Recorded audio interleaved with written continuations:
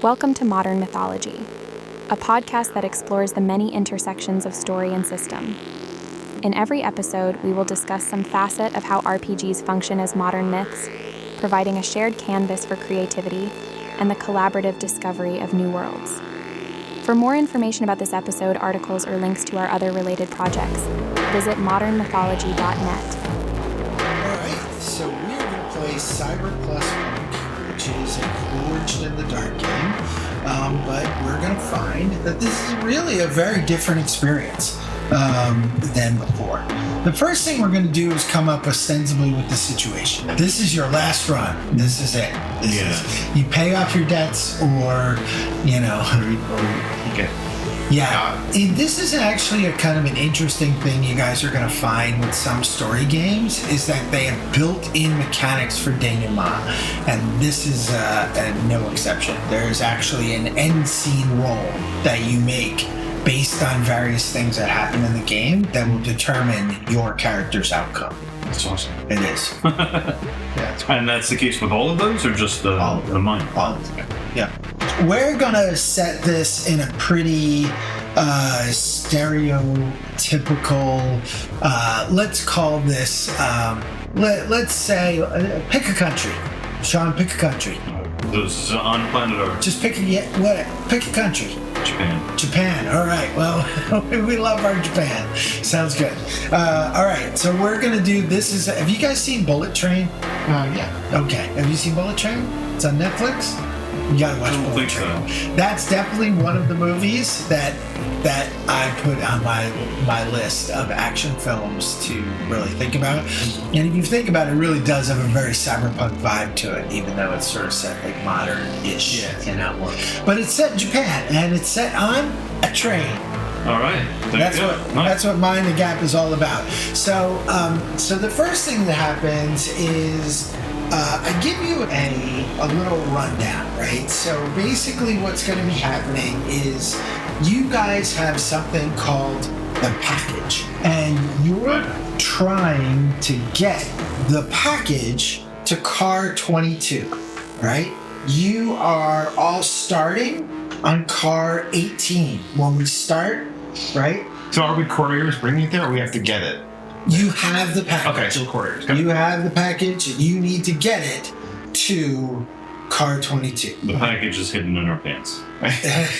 We will talk about that in a little bit. All right? So, now, and this is why we're going to make our characters, is because now that you understand that scenario, now you guys get to decide who your character is in the scope of the scenario and the scope of the setting.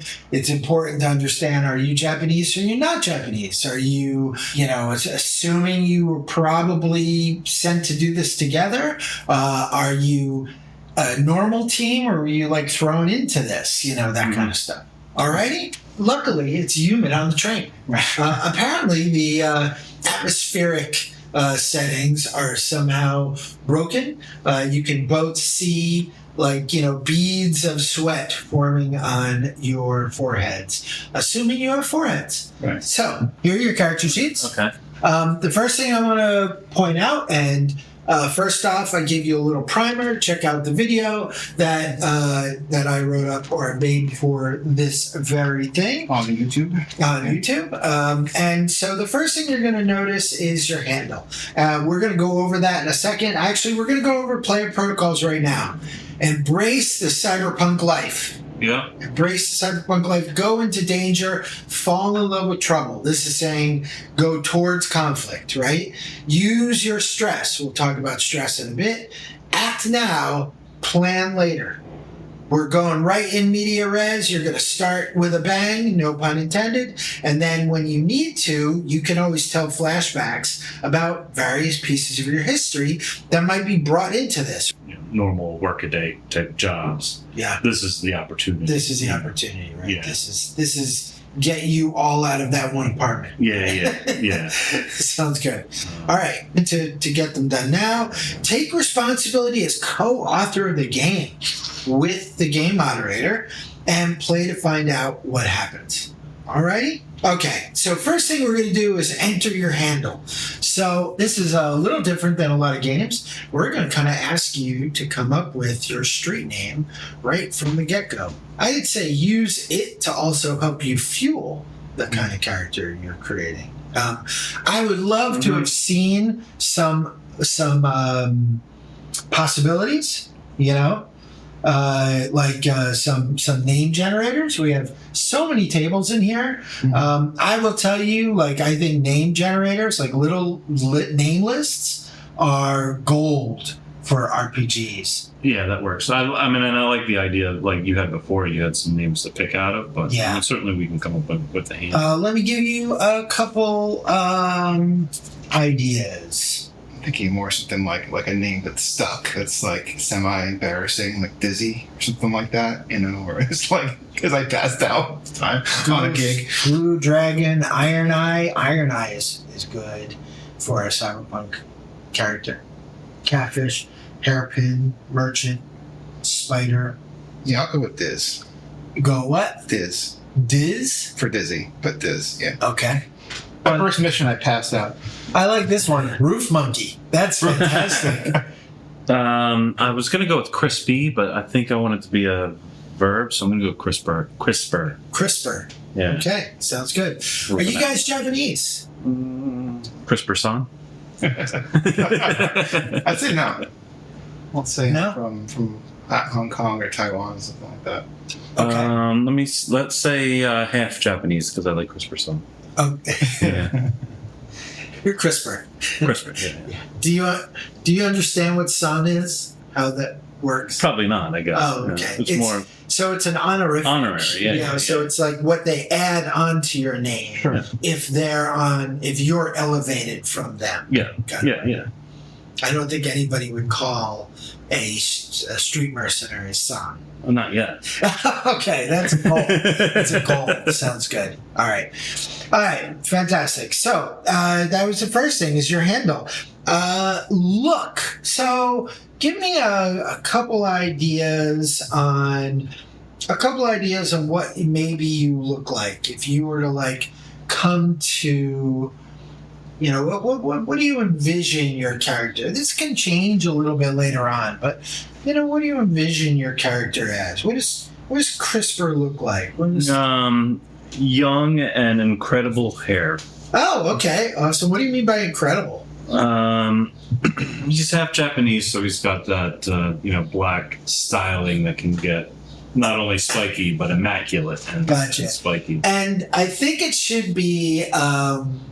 And colored in. But I think it should be synthetic. I think it literally should be synthetic. Oh, yeah, totally. I think that would be so awesome. Yeah. And he's so proud of his hair, and it always moves in the right direction. Every once in a while, there's a little wind action going on, even though there's no breeze. And then, of course, you can change colors. So I think my character probably looks perpetually hungover. And probably the more tired they look, probably the more alert they are. I'm thinking gonna do kind of more of a programmer, intellectual, hacker kind of character. Okay, awesome. So they're kind of all are constantly redlining,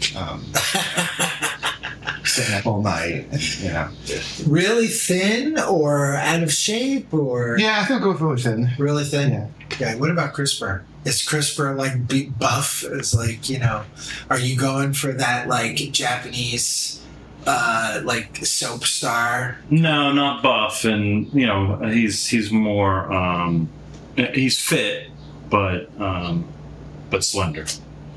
Fit but slender. Sounds good. Next, on the front, you're going to see there are angles. What are you doing this for? Why are you doing this one last job? You can see there's a list of options there that I think are pretty interesting. Without looking at the options, I'm going to say he's trying to prove something, right? Well, look at the options and choose one of them. Upgrade life. That proves something. Sounds, yeah. Sounds good.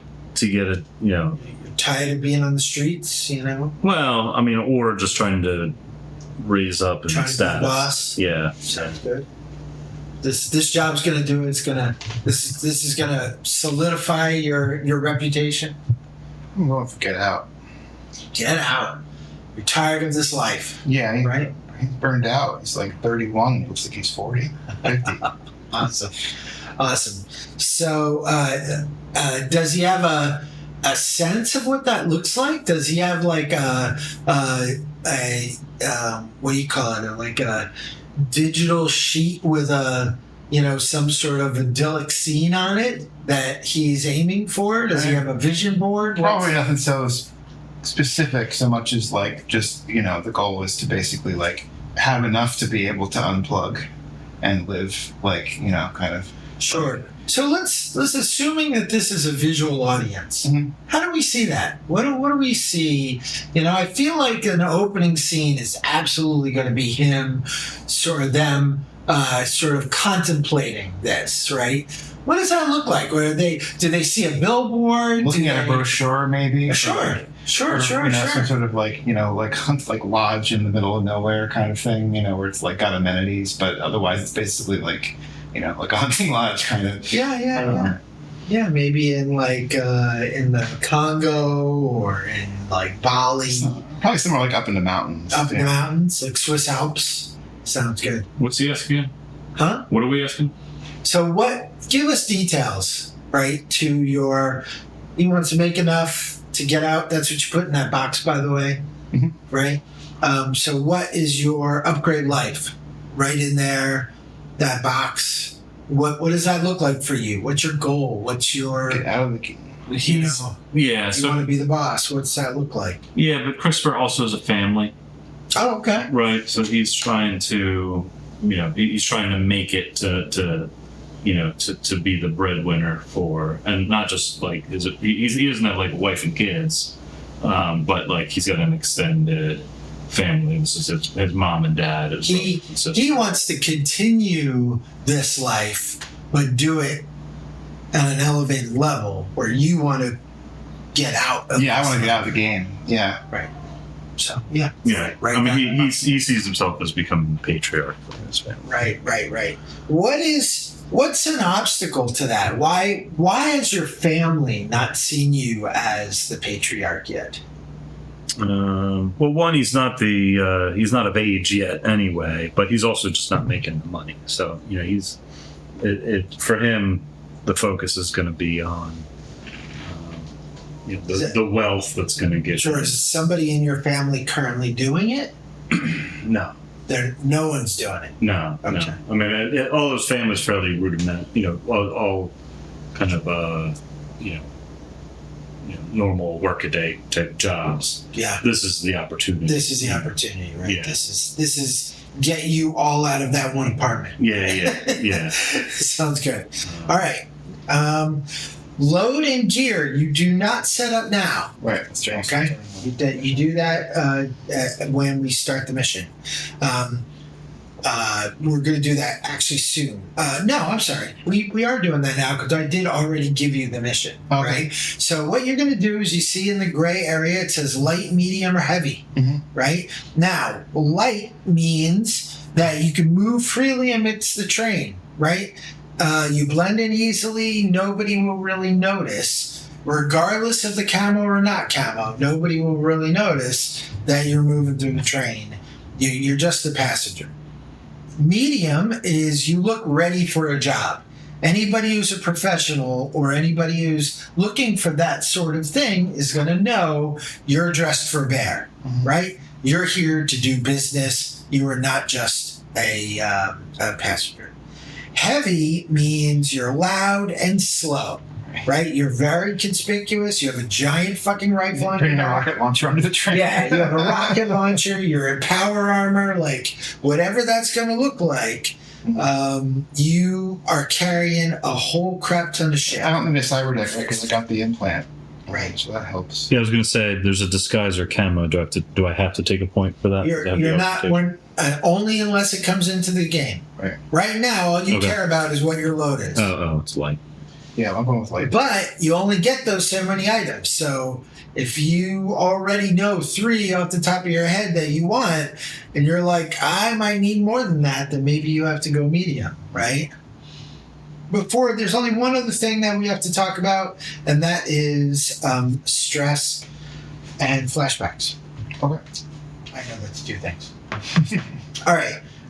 You will see on the on this page, it's actually page 3. On page 3 of the pamphlet, you will see a number of special actions that you can do. Push, assist, set up, lead group, protect, flashback, and take a breather. Okay? We'll go over them pretty quickly. You'll notice that there is a stress track, right? When you get to the stress track, the thing under it happens. You get overloaded, you get a consequence, shit happens, and then you roll to see if you can clear some stress. We'll talk about resistance later on. It's not really very important right now. But push. You could spend stress to push yourself and get an additional die. An assist, this is what you're going to do more than lead group. It's very unlikely you will lead group with just 2 of you. And the idea is that you're saying, I'm going to participate in the consequences, but give you an additional die. Flashbacks. If it's something that seems like it obviously would happen, it only costs 1 stress to do a flashback. Okay? If you're trying to think of what the opportunity, if you're I'm going to shoot him, and in shooting him, I'm going to be following my smart gun link where I can actually see a reticle come over his face. And then we'll be like, oh, when did you get that? And you spend 1 stress, and we talk about a situation where that came into pass, or we learned about that, or whatever the case is. If it's something more complex than that, and we have to really dig into the story, then it'll cost you 2. Right? Ocean's 11 at the end. Yeah. It's oh no, we set up a whole room where it's supposed to look like the Bellagio.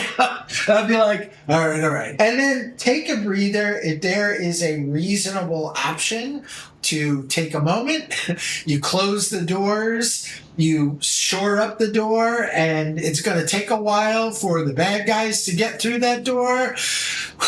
I'm going to take a breath. That's usually to mitigate consequences and harm and to get back some stress. Alrighty. You are on a sleek bullet train. We consider bullet trains to be the future, right? Unless you've been to a very select number of countries, you have never seen a bullet train. Japan. I think it's only Japan and France. I'm pretty certain. There might be one more. I mean, China has high-speed trains. I don't know if they call them bullet. But I don't know if they're bullet trains, right? But we've seen these in fiction. They're very sleek looking. Their engine, their front is a nose that totally aerodynamic. This is that turned up to 11. So you are high above the city. Their stops are infrequent and rapid. You have to get jettisoned out. Maybe you get dropped out. Maybe whatever the case is. It could be you stand in a pod and the doors open and you just boom. And next thing you're on the, the platform, and it's already moving. There's these don't tend to be crowded. They basically don't allow so many people on there, and it is just whizzing through the city. Only at certain points in time can you see really big things. You can't really make out real details, what you're going by, but you'd be like, oh, we're going by this giant billboard, or this enormous hologram of a woman, or, an iconic, skyscraper. You could kind of see those as you're moving through the city. Yeah. Right? Yeah. And you both kind of shake your head. You're on what's called the Trans-Metropolitan Monorail, racing through the endless urban sprawl. You are tasked with protecting and delivering a package. Something again, you notice that that it's a little warm in here. It's the air conditioners don't seem to be working. You like look up and you can see like, you know, our camera zooms in what probably would be a slit that air would be coming out of. And like, you know, one of you or somebody might reach up and try to touch it and nothing's coming out of it. A little bead of sweat is probably coming down one or both of your brows. It's susceptible to. You're also like, you get a little fuzzy headed. Like you get a little, you don't know if it's, dizzy perhaps. yeah, There you go. you don't know if it's like the train's Shouldn't acceleration. take those pills back. Some people have said that, like, you know, you have to kind of get used to the train. And like, so you know, it's something you kind of shake your head off, you know, kind of idea, but you feel a little bit off. You are in car 18. You see the Japanese character for 18. It says it in probably 4 or 5 different languages. And you know that your destination is car 22. Okay.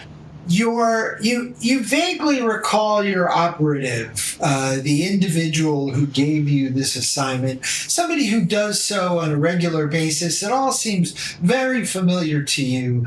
Is this a big job? Did you characterize this as a big, important This is job? the big job. This is your last job. Neither of you have to work again if you get this done and you get it done Tell him this. right.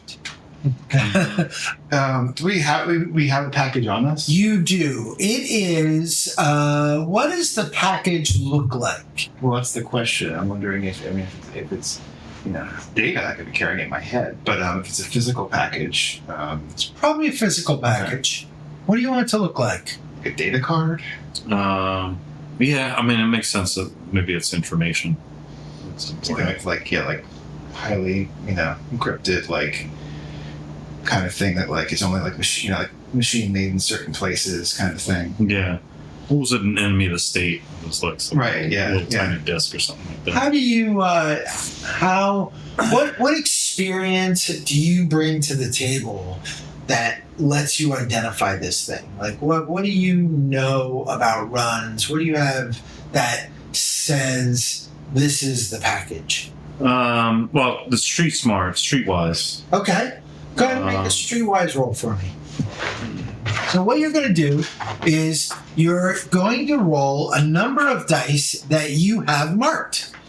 So however many dice you have marked, I'm assuming that this is probably going to be smart, right? Fortunately, we don't have many of these. I don't have anything in smart, but it's streetwise. That's fine.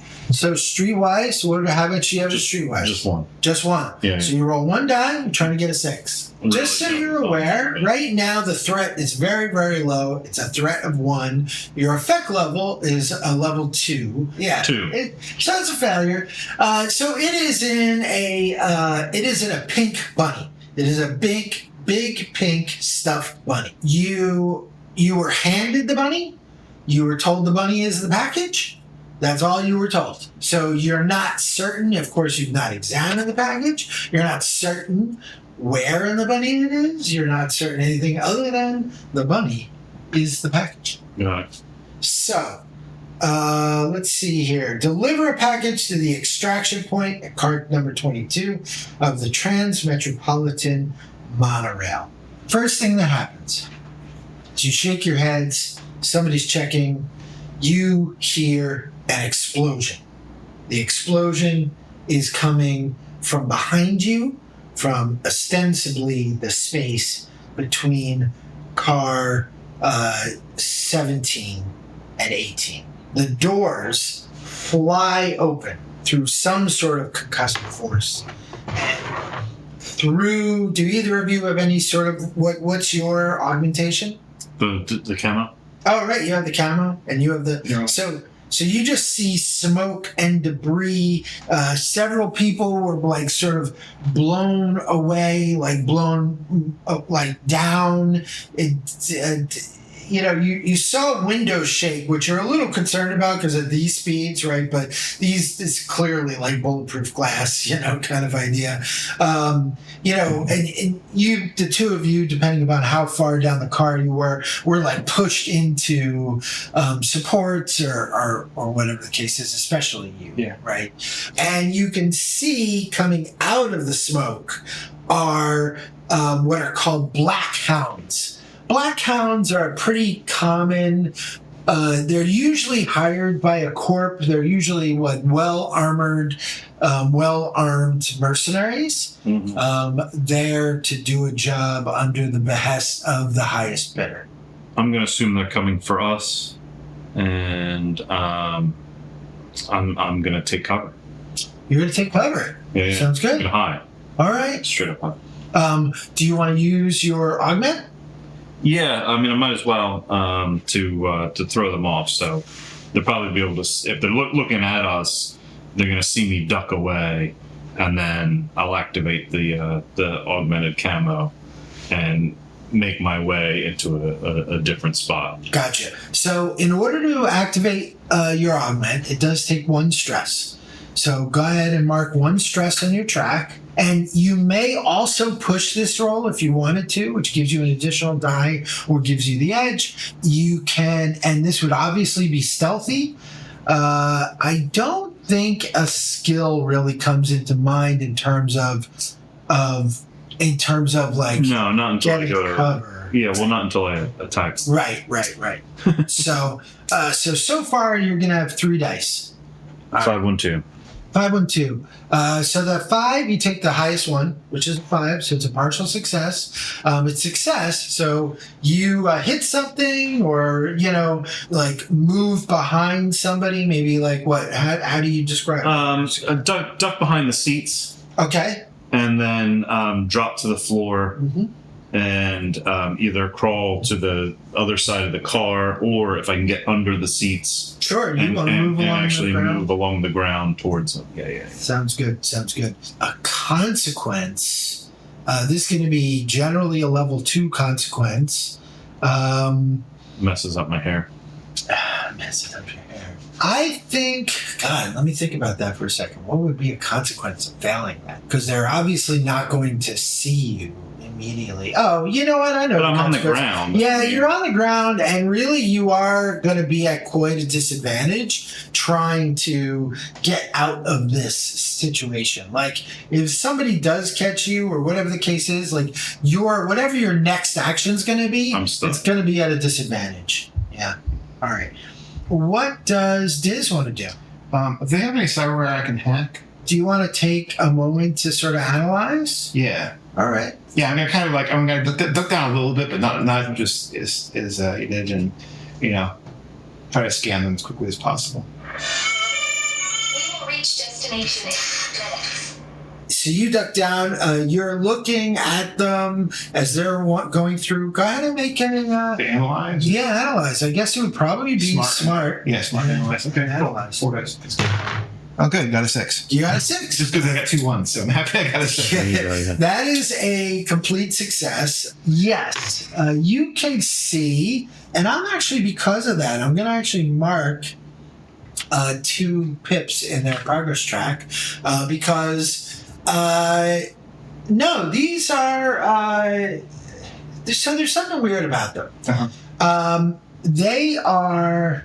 You don't see anything, but you see everything. Like, on one hand, you can't identify anything cyber, but you see that, like, code is kind of running through them. You're not certain if it's, like, the type of fabric they have, or they're maybe connected to some sort of uplink, but they're just brimming with interference, with some sort of, like, they're something that's shut downable, that's very, very, like, code heavy. Yeah, I'd love to hack into that. Okay. Am I able to do that, or is it like to wait for them to act? You know what? I think because of your success and allowing you to sort of follow up with that, you see what's going on. We see what's going on. Currently, they're sort of just guns up, and they're just sort of like kind of stalking, but they are going slow. So you guys will get one more action before they actually get to you. I'm going to assume you guys were probably about 3/4 through the car. And like we're looking at each other, shook your heads, and we're about to go for that door when the other door got blasted. Yeah, I mean, like part of me is like, oh shit, like, you know, they got some high tech stuff on them, and you know, but I don't think anything is above me, so I'm going to hack right in. Okay. So yeah, how does that work? So you smart, whatever your smart is, plus your coding, Right. You're hacking them. So that's an edge. Now what an edge does is it allows you to either reduce the threat. Right now the threat level's at 2, and your effect is at 2. You could increase the effect or reduce the threat. Reducing the threat is usually doing something against them. Increasing the or doing something to like ameliorate the threat, right? That would be armor, or you're like setting something up, right? Depending upon what you want to do to them, right? Increasing the effect is harming them. Increasing the effect is like shutting things down. So I want to do that, but also should I mark a point of stress to use my Neuralink? Yes. Yep. Yeah, because you don't have a deck. Right. Now that's challenging. I want to point out at this stage of the game, you could mark cyber deck, right? And that means you could use this I think what your Neuralink does is maybe wireless, and the cyber deck's maybe not necessarily wireless.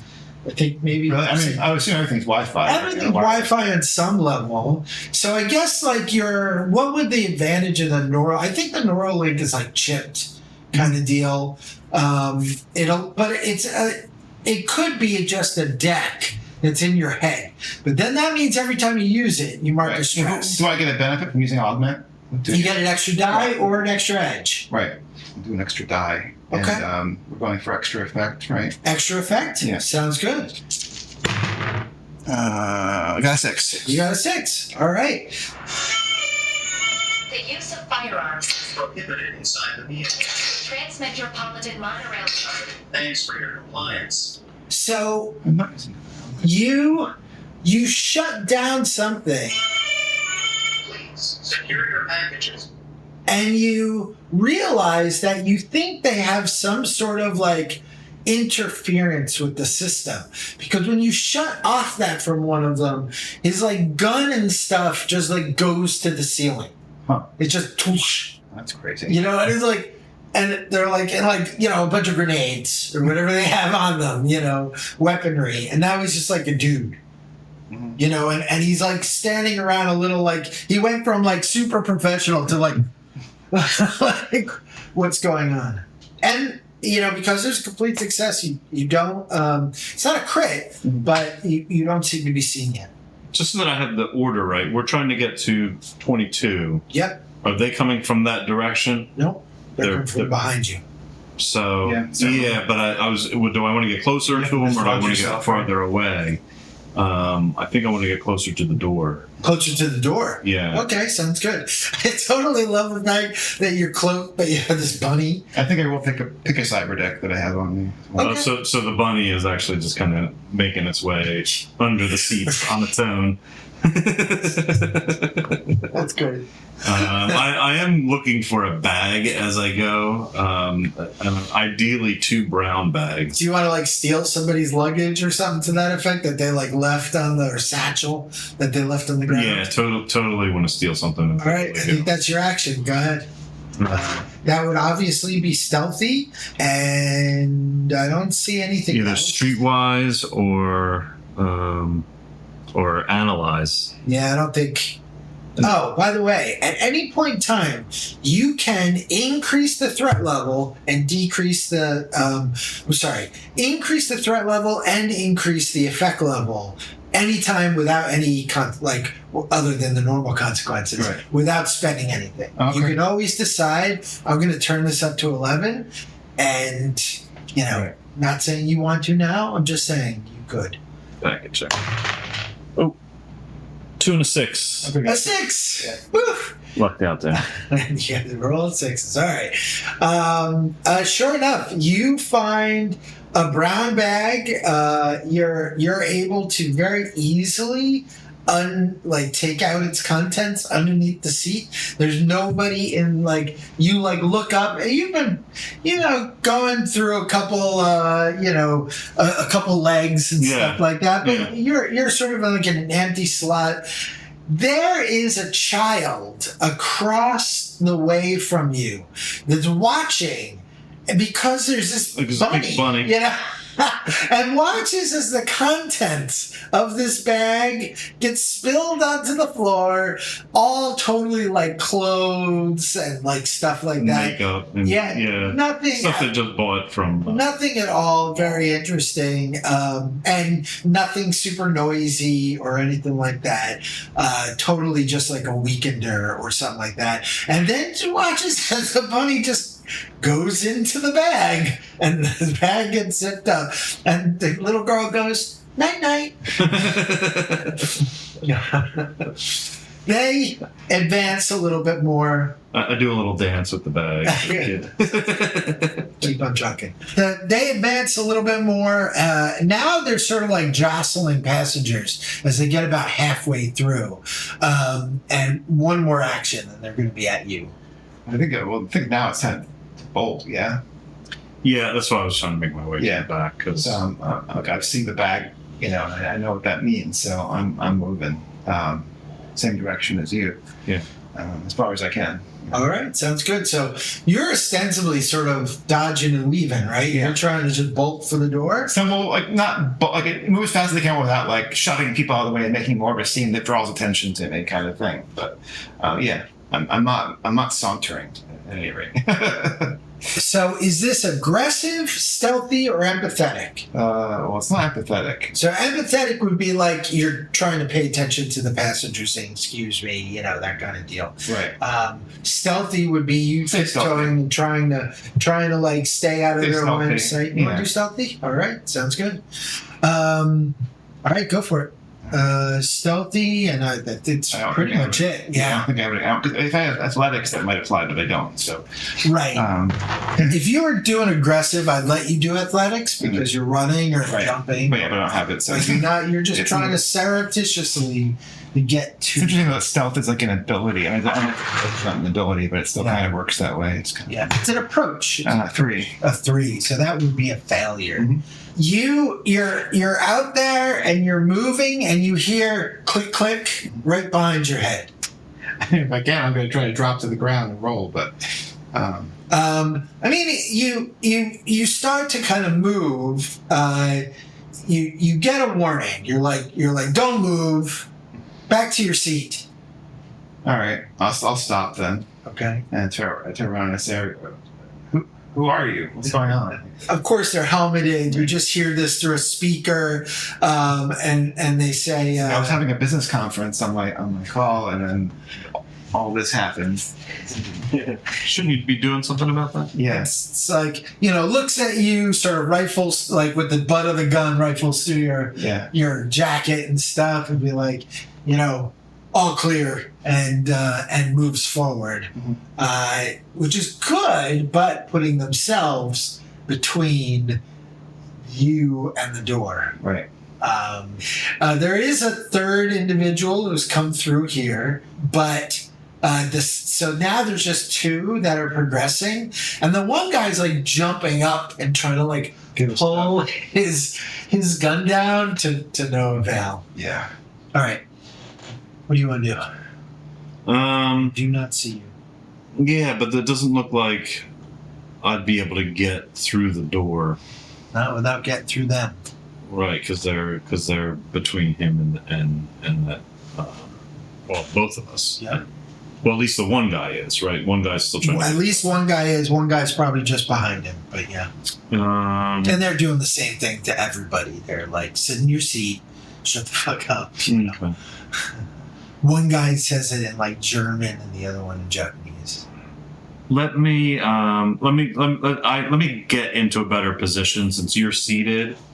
Like I imagine. I think I'm in the aisle now, right? Oh, I thought he was telling me to sit down. No. After you sat me down. Yeah, he All right. tells you to sit But down. yeah, I'm sitting down. So I'm gonna try and inconspicuously just get up into the seat so that I can, get into a better position to move once they're Sure. they're gone. So this is a good opportunity for a setup action, right? So you're trying to. Yeah, I was trying to think of some way I can help him out getting through the door. That was my initial intention, but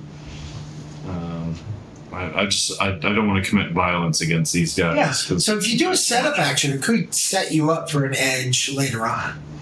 You know what I mean? Like if you like are trying to just come up and be in a position to attack them or act, then one of you would have the edge for the next action. You're not thinking about attacking these guys, are you? Not unless I absolutely have to. It's not really my thing. Yeah, I'm Neck. trying to just kind of get them to clear out. There's there's more of them than us. Like if there was one of them, maybe. But Yeah. three. I'm gonna stick to the plan of just trying to look inconspicuous and try and get them to move on from us. Okay. So you're just going to continue moving under? No, I'm gonna get up into a seat, Oh, you are. uncamouflaged, Sure. like I was always there. Oh, okay, got You know you. what So I go mean? ahead, Like, make a roll. It's yeah. a stealthy roll. But if you, but I'm gonna put myself as close to the door as possible. We'll put that as terms of a ready, Sounds good. point. Because I'm trying to. If they go back and they turn their back, I'm gonna jet through the door. If they go through the door, I'm going to follow them inconspicuously. So I think that's what we're going to do. Now we said that the consequence of your mixed success last time was that you'd be at a disadvantage for this. Trying to get out. That disadvantage is that the threat level is going to be a little higher than it normally would. So right now the threat level goes to 3 and your effect level is 2. Okay, effect level is ostensibly what you're looking for. Nothing to see here, right? Mm-hmm. If you succeed, Yeah. but if you fail, there's one of them is going to see you materialize. Is threat like a kind of a narrative thing, or is it like actually like a chart or something that you follow for that?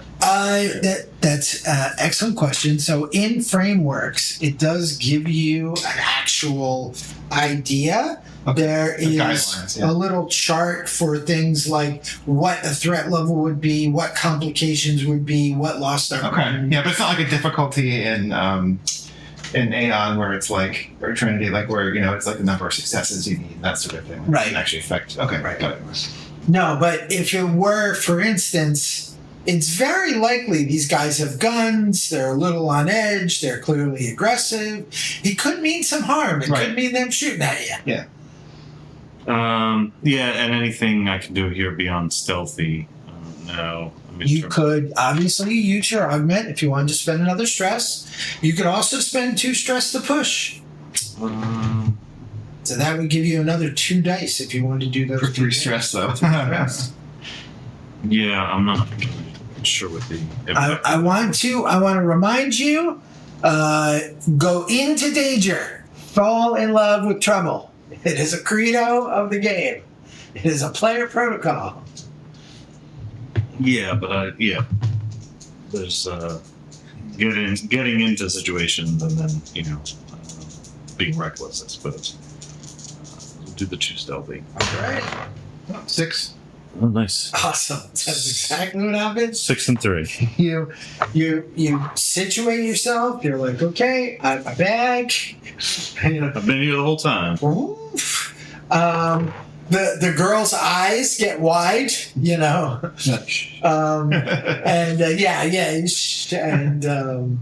and the mom is like, stop staring or something like that, but- Not polite to stare at freaks. Sounds good. Yeah, and there's a guy like right next to you, like you're at his oblique, the second guy. Yeah. He's not quite ahead of you, but he's like, that's why he didn't see you. He's just standing right there. Right. All right, what do you want to do? Oh Christ! I'm in a seat. They're aware of me now. You're not that suspicious. No, but nothing's way I can do to them without. I mean, I guess I could try to hack another one of them. Well, we know the car itself has a defense mechanism for weapons. Can you get the other car to take his weapons? No, it's hacking them. They had some sort of interference. Yeah, that and I turned it off. I hacked them. You know, and one benefit of using the augment I see what you're saying. instead of a deck is when I use the augment, their Neuralink. Like, Today is a good day to ride.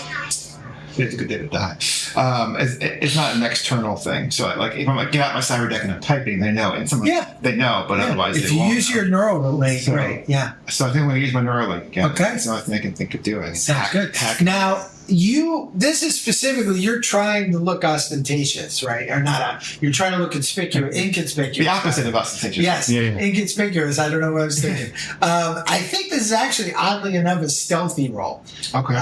Because you're trying to, like, not be looking at them. You're trying to, like, really be on the DL. Okay. Right? But it's still coding. Still coding and hacking. You still have an edge, right? You still have the augment if you spend the stress, and your coding is 2. Yeah. And your stealth, right? So you're looking at what, 4 dice? Yeah, 4 plus dice. edge. 4 dice plus edge. Yeah. Right. And do you want?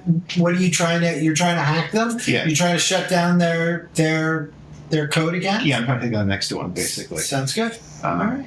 Maybe if I get lucky, it'll scare them a little bit too. It's like one goes up, another one goes up. We'll see. So stress, 4 dice, and then do I guess it's like reduced. You said it's reduced threat, or I'm on. It's increased edge, increased effect. Okay. Yeah. Yeah, I'll do that again. Okay. Got a 5. A 5. So it's a mixed success. The use of firearms. Prohibited inside the vehicle. Transmetropolitan monorail charter. Thanks for your compliance. So it shuts down this guy, although this does something a little weird. You're not entirely certain what's going on, but basically, once you remove sort of like the facade, right? He is a normal, average, like, guy. He's got short blonde hair. He's in, like, a turtleneck and, like, just, pretty regular pants. And he just sits down in the seat that he was next to.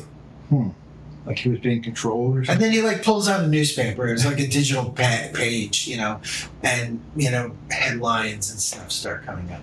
And but the one guy is on high alert. The one guy's like sort of freaking out, and he starts like he's the one at the door, and he turns around. He's like, you get back, and he starts like pushing people, like getting them out of the seats and starting to push them back towards the other end of the car. Come on, let's go.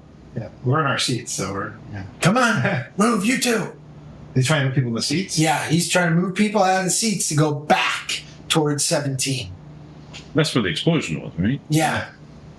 Yep, and the door's in shreds. You can just see clearly through a haze of smoke. There was a little brief, like, that put out any flames or whatever the case is, but the train Doesn't seem to be anyone else in this train. I think, with just one guy who's threatening now, I think I can take him out. You want to take him out? Yeah. So, like, when he gets to you? Head towards danger, get up and, sorry, and then take out a blade and I'm going to hit him in a vital spot. Sounds good. Yep. So that sounds like... I am going to use either push or a flashback on this. All right, awesome. I'm going to say flashback because I really am excited about this. Let's do it. What are we seeing about your character? What are we seeing is on the line, or what happens? So historic run-in with the popo. So with these kind of armored, enforcers. Mm-hmm. I've done this before, and in a situation where it was you can get as detailed as you want in this flashback. Go for it. Yeah. Okay. What's the audience seeing? And a not too distant past, but probably seems pretty far back for me, was a petty theft type situation where I had gotten out of it similarly by recognizing that the armor only had protection of vital organs across the front, but its lateral here was just totally like missing, and so I'm just using that past experience to be like, okay, yeah, I mean, this is something that I know I've gotten past. You recognize the armor, kind of. Yeah. All right, so remember, a flashback gets you assets, augmentations, or upgrades. Oh, okay. So can I do that in the what I was stealing was the knife. The knife. Yeah. Sounds good. So do you want to upgrade your knife to high grade? Yeah. Awesome. Yeah. So in the flashback, we see how badass this knife is. Yeah. What's so badass about the knife? It's a powered knife. Yeah. Does it like you see like it kind of like melt through the armor? Like you just see like it's a normal knife that hits the armor and then it's like glowing and you just like butter. Yeah, I mean it's a knife that's not really, it's intended for cutting something specific, like metal or a specific dense material, and not really for flesh, but If it would do a good number on it. Yeah. Sounds It's like good. a vibro blade. Yeah. Now you can reduce the flashback's cost. I'm going to say that's only going to be a 1. I think that's perfectly appropriate for this. You can reduce the flashback's cost to 0 if you want to take a drawback. You could make it heavy, so you could have like a power pack with it that you need. You could glitch the knife, which it works perfectly normal, only now you have a glitch die with it. You could have made an enemy of that person, and now there's this rogue cop who's hunting you down. Or you could have incurred a debt. Somebody's looking for the knife back, and I'm picturing the knife to be almost a digital see-through blade. Sure, that's fine. So I think a glitch is a glitch. That's great. Yeah, I'm not adept at fixing the glitch. So at some point, over the course of it, it's got that awesome that possibility. So let's see. Is there a knife in the top one, a blade or two? Blade or two. So you mark that. Just put like a G next to it, and this means that's glitched. And we'll explain what happens with that in just a minute. Yeah, I'm not sure. Go ahead and so you have a high grade knife which gives you an edge. So that increases your effect or lowers the threat. Lowering the threat in this case actually does make a little sense because you're kind of getting past armor, that kind of deal. But you could go either way. It could do more damage, or it could ameliorate what he could do. Yeah, I think it's decreasing the threat here. Just decreasing the threat. In that the others are occupied, but I'm trying to take this guy down stealthily. Yeah. So you're going to use stealthy. You're going to use close combat. Do you have any expertise in there? Both of them. Yeah, full up. You have expertise in close combat. Yeah. So awesome. So that means you have 2 edge. What was your expertise in for close combat? Weapon blade. Blade. Okay. So you have 2 edge. You could increase the effect and lower the threat. So you could both. Bring the threat. I want this guy. I want this guy to drop. Like I'm just looking for somebody's looking like why you bring the threat to 1, and then you bring to 1, and then you bring the effect to 3. Mm-hmm. Right? Just so you guys know, threat 4 harm to you drops you. You're dead. Right. You're done. Right? 3 takes you out. So that's exactly what you want. Yeah. Okay. All right. So you're rolling 2 for stealthy, 2 for close combat, and that's it. Ooh. No, not good. No. What you got? 3, Highest. 2, 2, 3. So 3's your high? Yeah. Oh, wow. So you failed. Yep. Oh, my goodness. All right.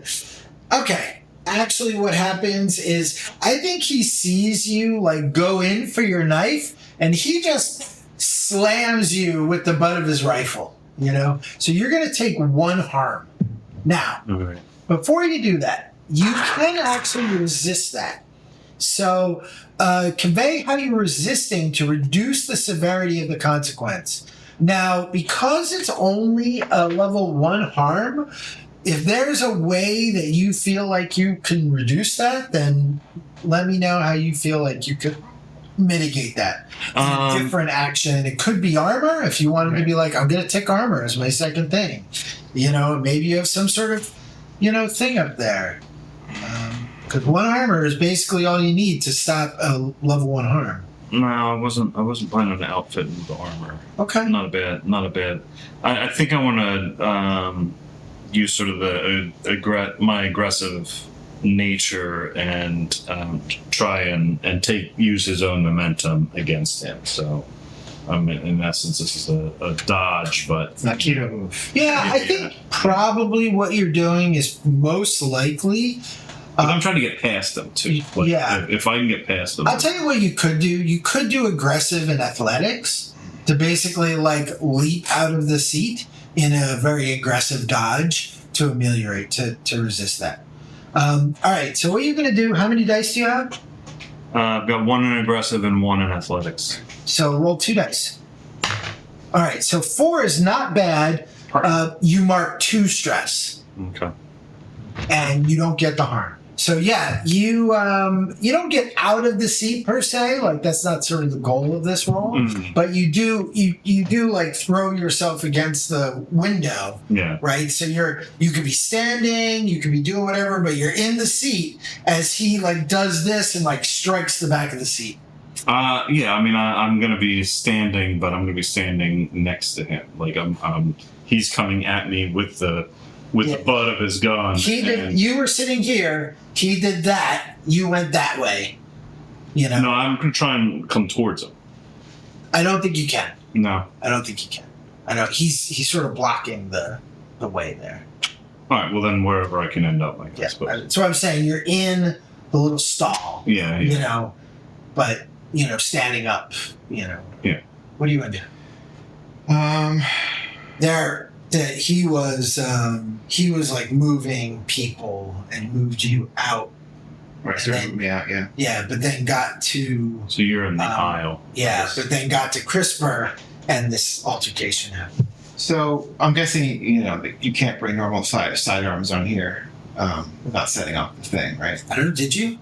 Well, that's what I was thinking of doing a flashback. Let's do a If flashback. it's necessary. Is the Do you have a question. special kind of sidearm? Well, that's what I'm thinking is like of me, like, you know, like going through the process of like either like 3D printing a gun that's like ceramic or like buying one on the street kind of thing. You know, like I would personally have us discover that you have like a secret compartment in your leg that you were stowing a hand pistol. That's just me. Yeah. Come on, high tech, low life. I think If you want to print it, you can print it on. yeah, I think printing is probably what he would do. Do you want to give it a drawback? I don't think so. No. Okay, sounds good. That's stress. Yep, you just spend the flashback stress of you were planning on wait, hold on one sec. So for some reason you're not certain why. You're like remembering this memory, but it wasn't for this job. Okay. It's gonna cost you 2 stress. Oh, okay. You remember, but then you're like, well, wait a minute. Didn't I do that for that other thing in the courthouse? Wait, I printed it out earlier because I remember myself staying up all night, you know, making sure everything was right and testing it out afterwards. yeah, you remember all of that. Right. But you're like, Yes. wait a minute, that wasn't for this though. Right. You know, So I'm going to try to use it. Sounds I'm going to good. give myself away, but I'm going to basically try to like just Sure. I am actually going to put the threat level down to 1, and I'll tell you why is because he is distracted, right? That's my hope, yeah. No, I'm not going to put the threat level down to 1. I'm going to keep it at 2, but I'm going to give you an edge for him being distracted thanks to what you have done. You can use that edge in your description of how do you either lower the threat or increase the effect. Well, I'm thinking if he's distracted, I get extra time to aim. So I'm kind of like, I line it up for a second, so I don't have to just like shoot blindly. Right. You know, yeah. I mean, you're in the aisle. You could totally just stand up and put the gun to the back of his head. Yeah, that's kind of what I think. But I figure like I'm probably a few feet away from him. But if I can do it right to the back of his head, sure. Run towards conflict, guys. Yeah. Run towards trouble. I mean, I feel like trying to do it with a knife attack. This isn't a Coen Brothers movie, okay? Come on. This is. I mean, I feel like shooting someone in the back of the head is pretty like. It is. But like, everybody clears out. Nobody says anything yet. You know what I mean? They just see you, people part, and you just pull this gun. Yeah. Well, here's where the moral theory is. So obviously you're doing aggressive, right? Yep. And ranged combat. Right. And then the edge. So I'm just using that for the die, so 3 dice. 4 is the high. So partial success. All right, let's see. So this is what happens. You do actually shoot him, right? And you're doing extra effect, right? Yeah, you do. You take him out, right? You shoot him in the back of the head, but then all of the people just take you down, it's like graveyard. They're like gone, and shouting in Japanese, like you idiots. Please secure your packages or throw them through the window. Okay, so all of these guys are taken out, right? Because you did extra effect, and that extra effect is Extra effect is 3. There's still one guy who sort of gives up on the gun and looks very trepidatious about it, but he's not armed now. He's not armed, but he puts up his fists, He's like, and it pulled up his helmet and the whole 9 yards. It was just this normal dude in body armor. And you're taken out, not taken out, but you're, basically incapacitated right now. And he goes after you. What do you want to do? We got a knife, that helps. Yeah, I was gonna say, unarmed guy versus me with a knife. I'm still trying to get to the door, but I'll get in the aisle. The other guy's out, so I'll move away from the window to the aisle. I get my back towards the door. He's coming at me, and he's not gonna be able to do anything from a range anyway. No, he's trying to close it. Yeah. All right. So I'll feign a little bit of back up a little bit. He's trying to come at me, but really I'm just waiting for him to get on a bad foot, and as soon as he does, I'm gonna lurch towards him. Sounds good. Go ahead and roll. Yeah. You're gonna have edge on this. You're gonna have increased. No, you're gonna have decreased threat because he's just got his fists. Yeah. Yes. 6? 2, 2, and a 6. 2, 2, and a 6.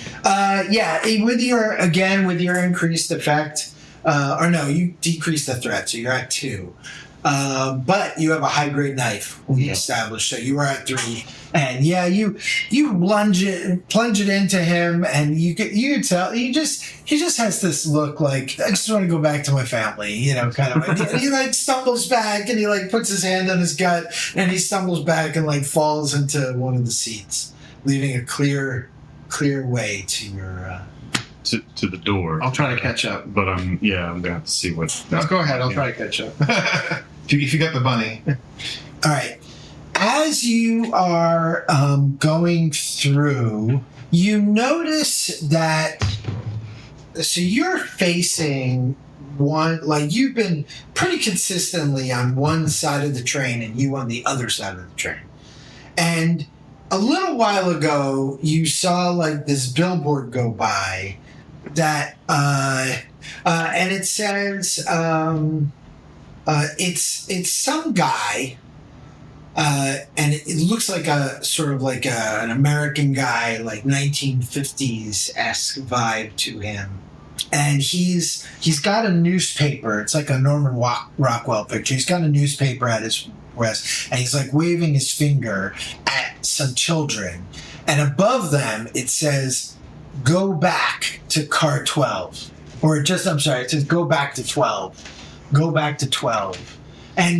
And you only notice, it's like some dumb ad. Who knows what the hell ads mean nowadays? They have subliminal messaging and all this stuff. But it's weird that you see it again as you get out into the aisle, right? And you stab him, and you could see as he like pushes himself into the seat, you could see over him again, you see another sign, the exact same sign. And it's no way it would be, it wouldn't be the same sign. Flashing up. And Yeah, it's yeah. not like, Yeah. so you're like, you're not certain what's going on. This is some sort of digital message is following me. Seems. We're going insane. That that might be part of the course. What do you want to do? I'm trying to get free, I guess. And Yes, how do you want to get free? What do you what want to can do I to these people? There's so little I can do right now. Just in terms of what I'm good at. I have an aggressive one, so I can try to wriggle free. But otherwise, I'm like I can't use my smarts. I don't think I can like talk. Like I can't like reason with them right now. Like really, right? You could try. Yeah, I don't think that's gonna. Doesn't seem like an effective thing. Otherwise, like sciences, streetwise. Yeah, I don't want to like hurt them. I don't want to be shooting people. That's not like. That is an option. Yeah, it's not really what I'm trying to do.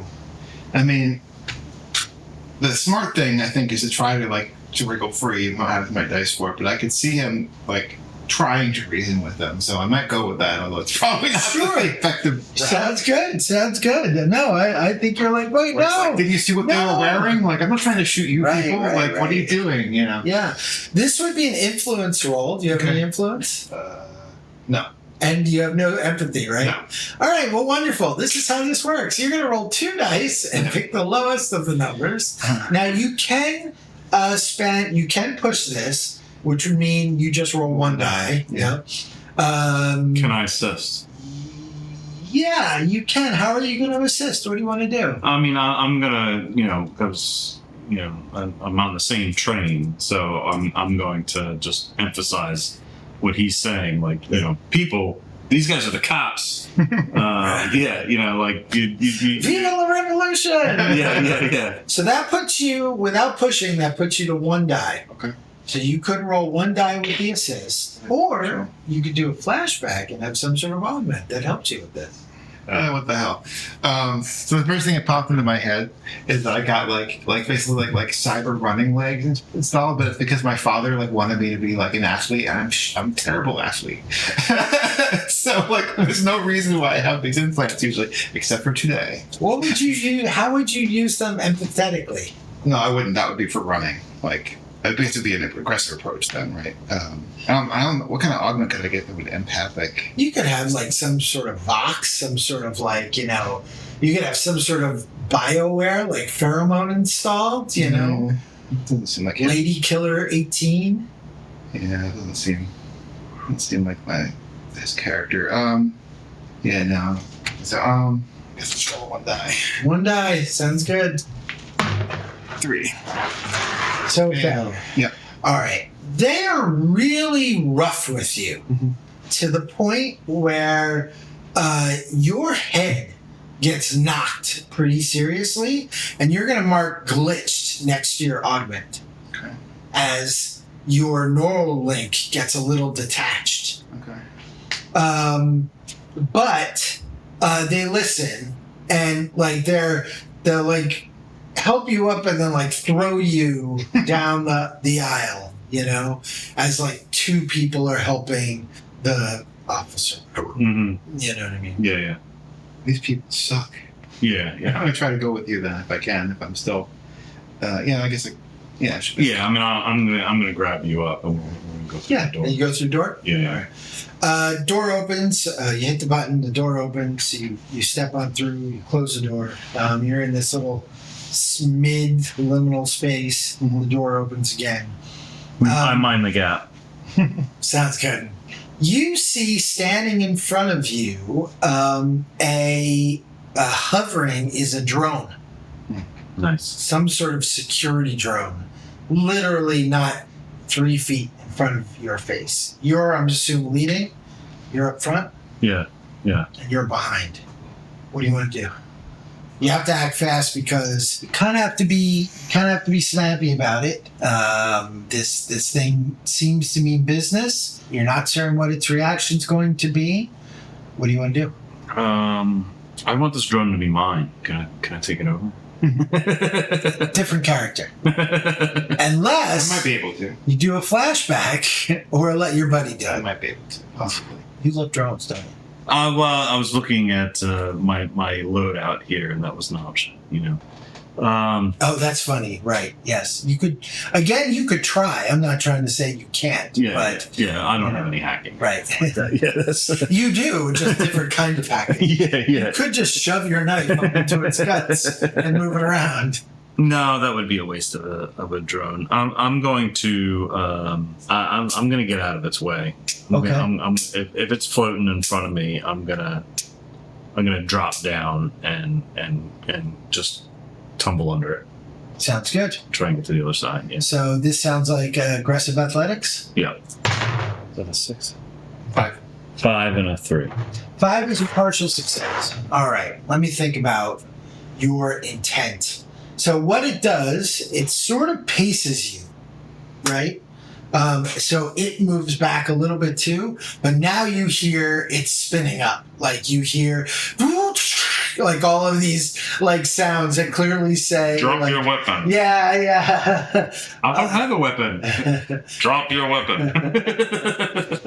However, what I'm going to do is say that while you did not necessarily succeed in the getting past it, what you did do is give Diz an edge. Yeah. Okay. So now its focus is totally on CRISPR. Got it. I don't know my Neuralink is glitched, right? It's up to you. Okay. I feel like if you want to be able to know that, that's fine, you know? Just trying to decide how to use my deck or my... Because especially if the attention is elsewhere. You don't have to be conspicuous. Yeah. Right, exactly. Yeah, so I'm going to do that then. And basically try to take it over. You're going to try to take it over. Yeah. That's fun. So I think that's, in order to completely take it over, I think that's probably going to be a 4. Okay. All right, effective 4. Now, you could conceivably do it over multiple things, but you have to be careful because some of the consequences could be that it moves its attention from you. Right. Now, the nice thing is because of that edge, conceivably you already are at 3, Right. right? So if you increase the effect one more time and succeed, you'd be at 4. I'll do that. Okay? And I also have an edge from hacking. You have an edge from hacking. So you have 2 edges. Yeah. So you go to 4, and the threat level right now is still 2. All right. 5. 5. All right. So that does give, and you did not use your neural link. No. Okay. So 5. No. Okay. So 5 is a consequence, however. Uh-huh. You, in fact, it is yours. Okay. You take it over, and now the consequence is your body collapses, and now you're just looking through the drone. Well, this is weird. Doesn't usually happen. We will reach destination in minutes. Does drone have guns? The drone does, in fact, have guns. Guess I'll continue on as a drone. So it takes you a little bit to turn around, you're and now I want to point out you see your buddy drop and then this drone start going a little nuts. What do you want to do? I don't want to leave him in the aisle, although I don't know why he's dropped. Yeah, I mean, as long as the drone doesn't look like you're threatening me, I'm gonna. I mean, it's hard to tell whether or not you could make an empathy roll to understand what's going on here, but right now it looks like it's just not like off kilter. It's not moving correctly, its guns like do this thing like this. Yeah. You know, Yeah. like, I'm gonna go around the drone You're like, oh. carefully. you're not gonna worry about what do you do with your friend? No, I'm to get back to him. Oh yeah. You're there. You're there. You're at his feet. And Put me in a seat and put a hat over my head. If he's alive but not responding, I'm not a medic. I'll like slap him on the face a couple times and go, all right, well, he's not doing anything, so I'm just gonna put him up in the chair. Okay. In one of the seats. In one of the empty seats, and living up to his namesake. It is. He got sunglasses and like a hat down low. Yeah, until I, maybe figure out something's going on with this drone. But at this point, it's probably not moving around anymore. But it's like a gun's pointed at you. It's still you're still really having a hard time, like controlling it. You're there, you're in it, but it's really discombobulating. It'll probably take you just a roll to lock in. Sure. Okay. Look down through the train to the other door. 18 or 19, so looking towards 20. So as soon as you sort of step forward, like you're stepping around the drone, I'm assuming, like giving it a wide berth, you do notice that as you pass it, it like is looking at you. Like you go a little further and it's going a little further too, and you're like, But it's not wearing up his guns. No, its guns are down, but it's not, but it's still kind of freaky. And the lights in here go from white, regular white lights. You see all the normal, lines of rows of things. Those things where it's like, rows up to a certain point, then they reverse, kind of idea. And the lights go blue, like a really intense blue. Oh, nice and mood lighting. Sure, that's what it is. Yeah. Well, it's just me now. Let's put the digital camo on.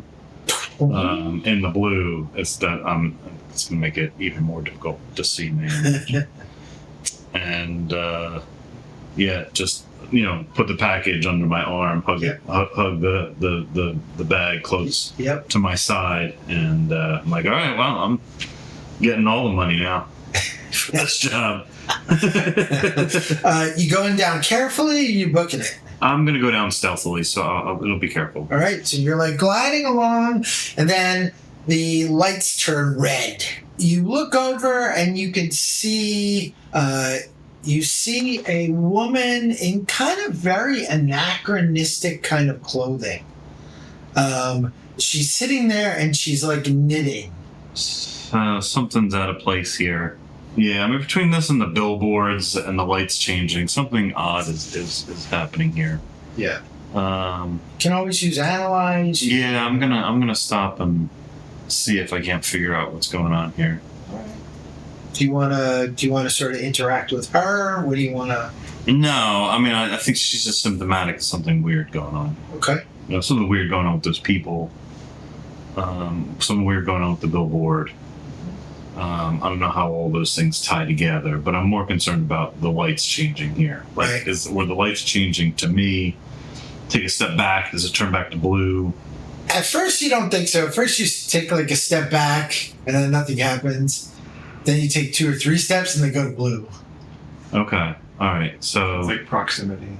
Or this is based off of me and, my camo notwithstanding. Is this the floor? So I'm going to get up on the seats. I'm going to say there's some sort of sensors here. Yeah, up on the seat. Sounds good. Gonna try and make my way not on the floor.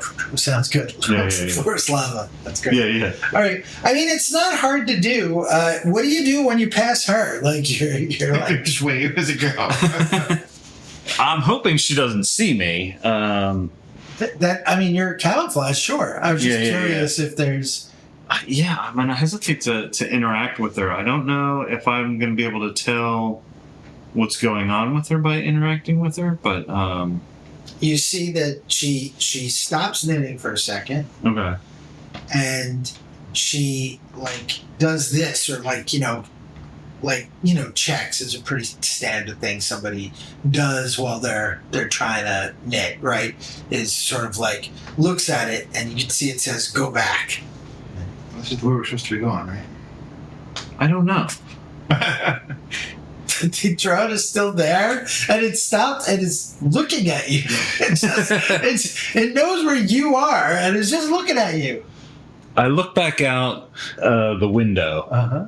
Do I see another one of those billboards? You do. Yeah. Yep. It says this time it says I think we got. wait, hold on. It says that the rabbit is a lie. Oh. Same guy, same group of kids, only the message has changed. It says rabbit is a lie. And this is putting me out. So I'm going to get back down on the floor. Okay. I'm gonna go over to Diz and just whisper in his ear, hoping that he hears. He said, "I'm gonna say, there's something wrong here. If you wake up, I'm going to car 12 if it's still there." All The right. drone starts following me. Yeah, that's how I'm following you. All right. So you start towards car 12. As you are walking, the people that were in the last car, in car 18, are kind of standing there and are just standing there and just watching you pass by them. Like, including the soldiers, including the operatives. Like, they're just standing there, just sort of like blank face, just watch you walk by. And then once you pass them, they watch the drone go by. This is like a nightmare. Am I gonna wake up? Creep bastard. Especially with the lights changing and everything. Like, yeah. Do you want to make a smart roll? Or do you want to analyze something or interact with somebody? Let me go back to the little girl and her mother. Okay. And are they acting unusual? They're just looking at you. It's like, once you get to them, they're just like, the little girl's just like looking up at you. All right. She's This is an empath thing. So Yeah. I'm gonna go up.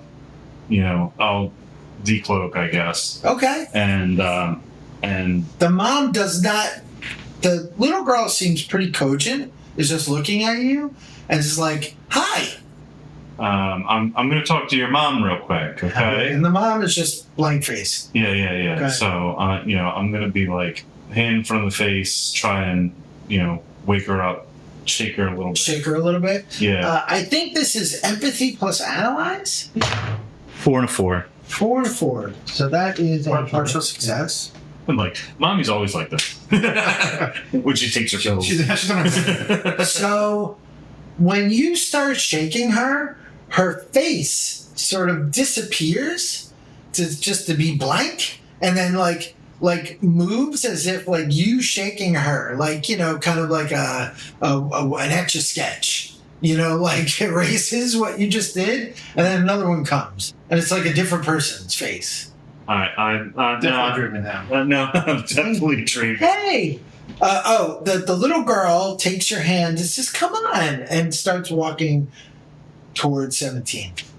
And that's where the door's blown out. I go, "Thank you. That's where I'm going. You can stay with your mom." What do you want to do? The drone following. Okay. She can hold the drone's gun or something. Drone's right there. It's so creepy. Yeah, I keep doing double take on drones. Like I still haven't figured out. I've got nothing smart, so I'm not Sure, putting a lot of the stuff together. But now I'm pretty convinced that it's a dream. All right. So now let's go with some reckless abandon here. All right. Going up to the exploded outdoors, seeing what's beyond there. Is it there? Okay. And it's not exploded outdoors, it's just exploded to the next car. Okay. What's I mean? Like, Yeah. they're open doors, Yeah, but you the go, car's to the, there. you go to the door, the other car's there, and this one is filled with guys in armor. Filled. Every seat. They're just sitting in their seats. They're all holding like rifles. And they're just sitting there One or two of them have their helmets off under, but most of them are helmeted. Seems good. One guy has a newspaper out. Are they similarly kind of flat FX blank? Well, it's hard to tell because you can't see their faces, but they are just kind of looking straight forward. So none of them are looking at me. No.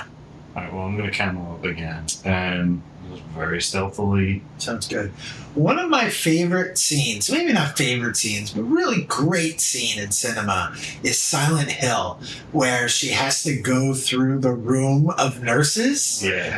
That's how this feels, like, you know, or super creative. right, or like when Mal and I think it was probably was it Zoe with the Reavers? No. Well, yes, the Reavers. I was thinking in the train car when all of the Alliance soldiers are there. Oh, they're just like, you know, and so you're just sort of like making your way through, and then you got to make a stealth roll. You're gonna have edge. Yeah, just straight up stealth. Yep. My camo 2 and a 6. 6. There you go. All right. While they do not see you, they clearly see the drone. Yep. And a couple of them will stand up. Like, certainly everybody, like, turns. And you freak out for just a second because everybody does turn as you're walking. You're like...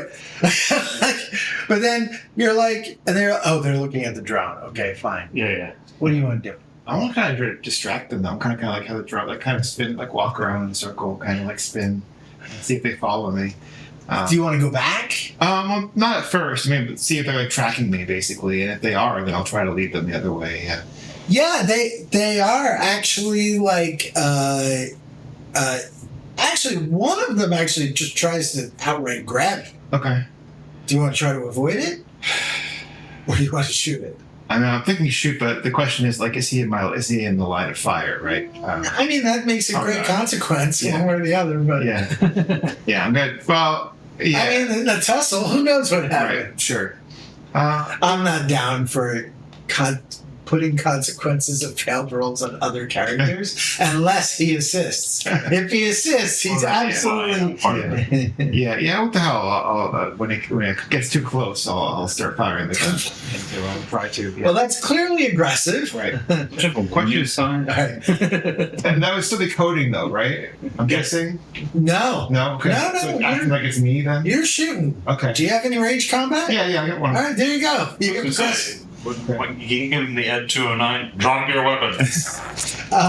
Do you want to assist? No, it's not a good idea. Apparently not. I want to duck. Okay. A 3 is the high, so I failed. You failed. Oh. I got 2 dice, so, you know. All right. You're going to take 2 harm. Like me and my body? Yes. So, I mean, you're going to take 2 harm. Whatever that means, you're going to take 2 harm. So here's an interesting option. Okay? Do you want to resist the harm? I mean, if I can, I suppose, yeah. How might you resist the harm? By disconnecting, I guess? There you go. You want to do that? Yeah, sure. You totally could use smart encoding Yeah, I'll do that. to just Couple leave lines. the drone as, Sure. you know. Sure. All right? Sounds good. And when you're resisting, you can't use edges, right? You cannot, because there is no edge. Or expertise, I'm sorry, wrong word. Like hack is what I'm wondering. No, because you can't use edges. Right, okay. Right, so it's just straight up, you're smart. 6. 6, so you, let's see, a 6 is you only mark 1 stress. Okay. You don't take the harm, and in fact, you come to... Yeah. Sitting with a pair of sunglasses on Yeah. and a little And a digital newspaper. and a digital newspaper. Hopefully the drone goes down. You see, they like pull the drone down, like, you know, one just like reaches in and like pulls something out, and it like, and it just like falls to the ground. I'm going to take this as a distraction. I'm going to keep going. Right. Keep going. Yeah. So right now you're 19. Right? Oh no, you're going backwards. Yeah. So right now you're in 17. 17. You go to 16. You pass through the door to go into 16, and you step out, and you notice 3 things. you're coming out, you're looking around, right? You're all prepared. And you realize, first off, the door opens, you step through, but now you can taste cordite, right? And you look behind you and you could see that this door also has taken serious damage. Huh. And then you turn around and you realize there's a shit ton of soldiers standing here. 3 of them are seem to be wrestling a drone to the ground. You mean I'm basically looking at the same car? Yep. All right. Yeah. Now I'm definitely. I should look at early TNG episode where they keep leaving one going through the door and back in the same room again. Yeah. Back in What the the same hell?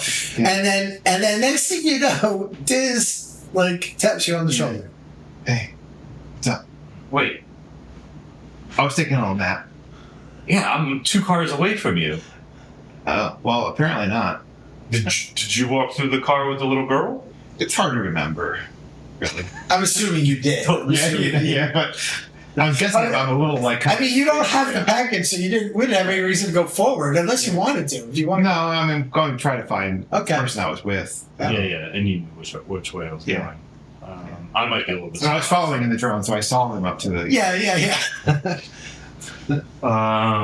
Yeah, I'm pretty unnerved at this point, so I'm a little bit out. I'll say either someone slipped me some very strong drugs, much stronger than anything I've taken in a very long time, or dreaming, or something really weird is going on.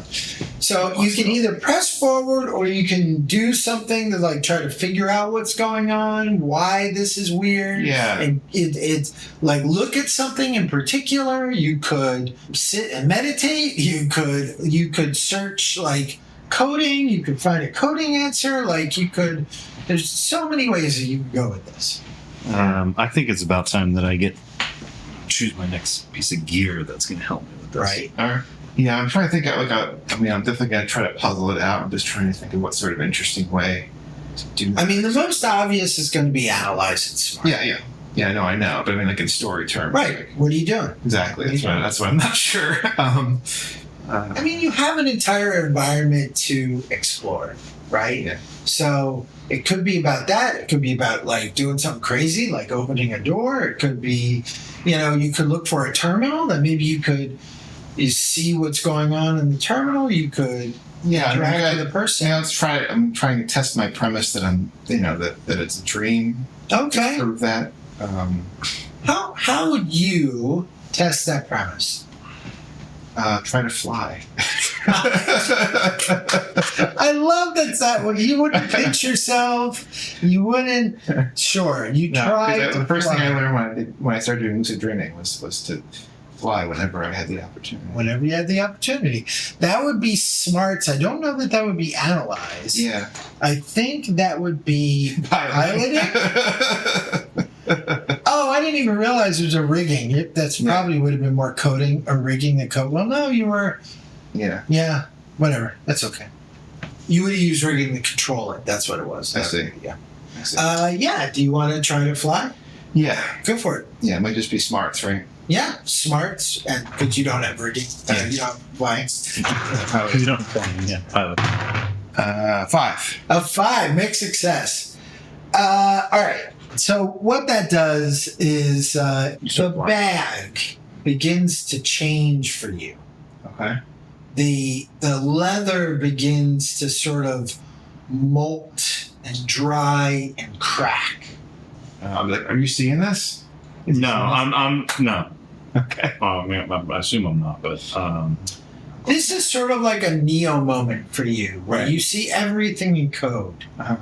And you imagine, you could see when you close your eyes, just when you close your eyes, you could see the two of you lying in some sort of bed, right? Some sort of high-tech bed with these lights on your face. You see people kind of in the periphery moving, but they're just shadowy. I don't think we're going to be getting our big payout. That's what I said out loud first. Am I able to see them any clearer if I kind of focus on them? No. Then yeah, I'm going to convey to you that I don't think we're going to get our payout.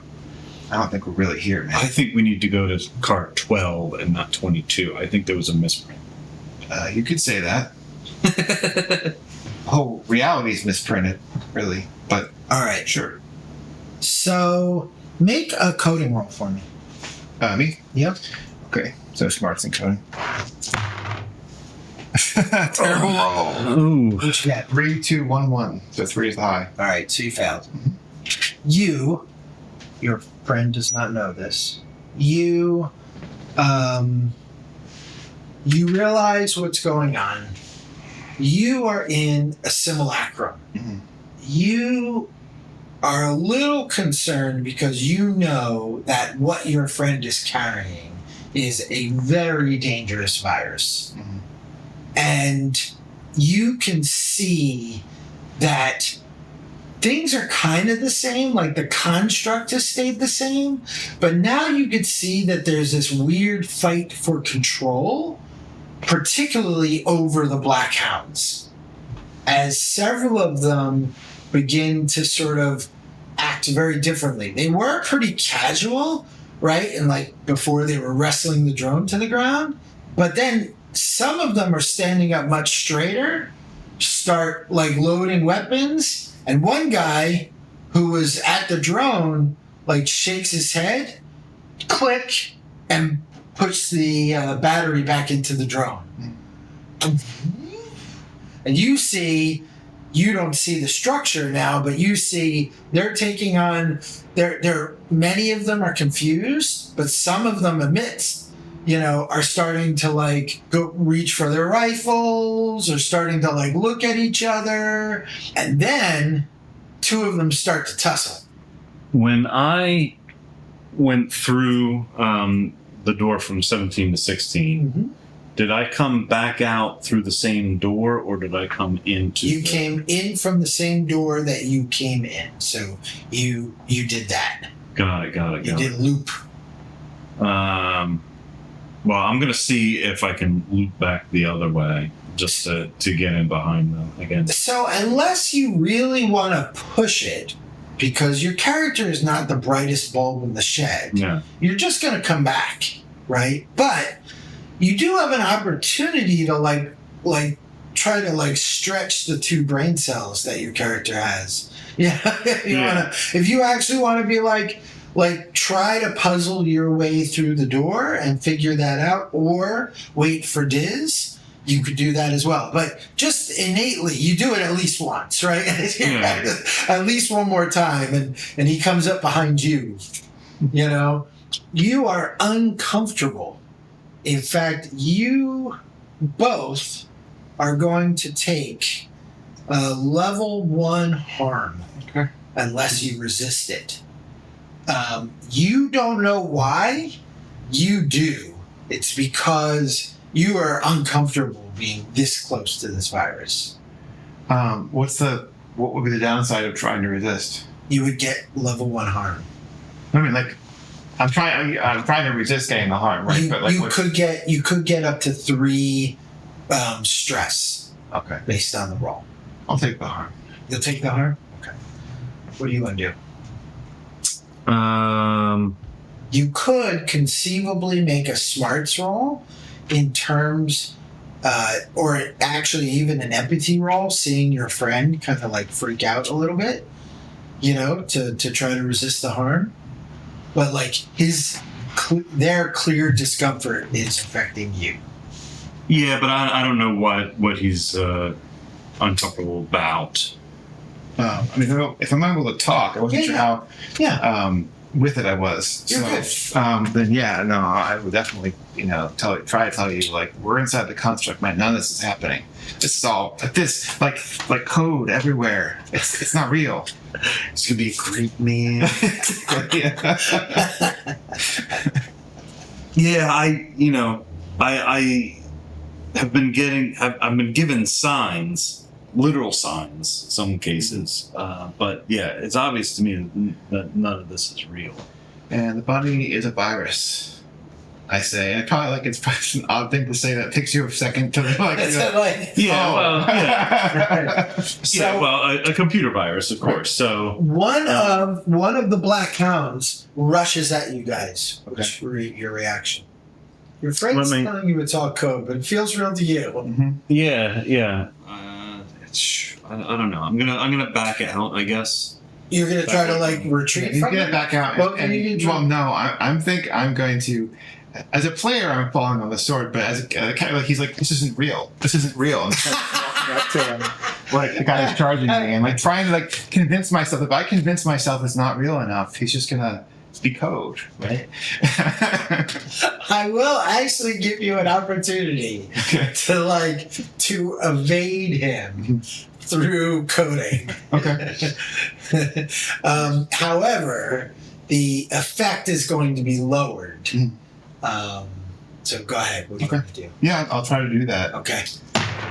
2 5s. 2 5. So mixed success. First off, he grabs you by your clothes, slaps you. Everything that was code just like rockets back to reality, right? And he's slaps you. He's like, get through there, go, come on. I kind of And he points back. I like blink towards and like his you like wipe my eyes friends. and I'm like, Come on, you two, let's go. I'll cover you. all right.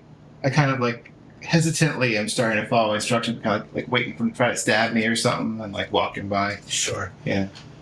He picks up his firearm. He just and starts like taking dudes out. Taking out the dogs. You know, but they start returning fire, and now that it's just like it was a melee, right. and now it's just a firefight in a very close space. Yep. How do you get through this death trap? Get low and book as fast as I can to the other side. All right, so that sounds what? Aggressive Yeah. and athletics. Probably. Yeah. All right, go for it. You don't push it, right? No. 1 and 4. 1 and 4, mixed Partial? success. Yeah. Mixed success. Well, you're going to take 2 harm, All right. and you're going to get to the other door. But you get shot up in the process. Those are stress. Harm is down here, right? Yep. Oh, my bad. Have I taken any harm? Yes. Okay. You've already gotten 1, so now you have 1 and 2. You're freaked out, and you're shot.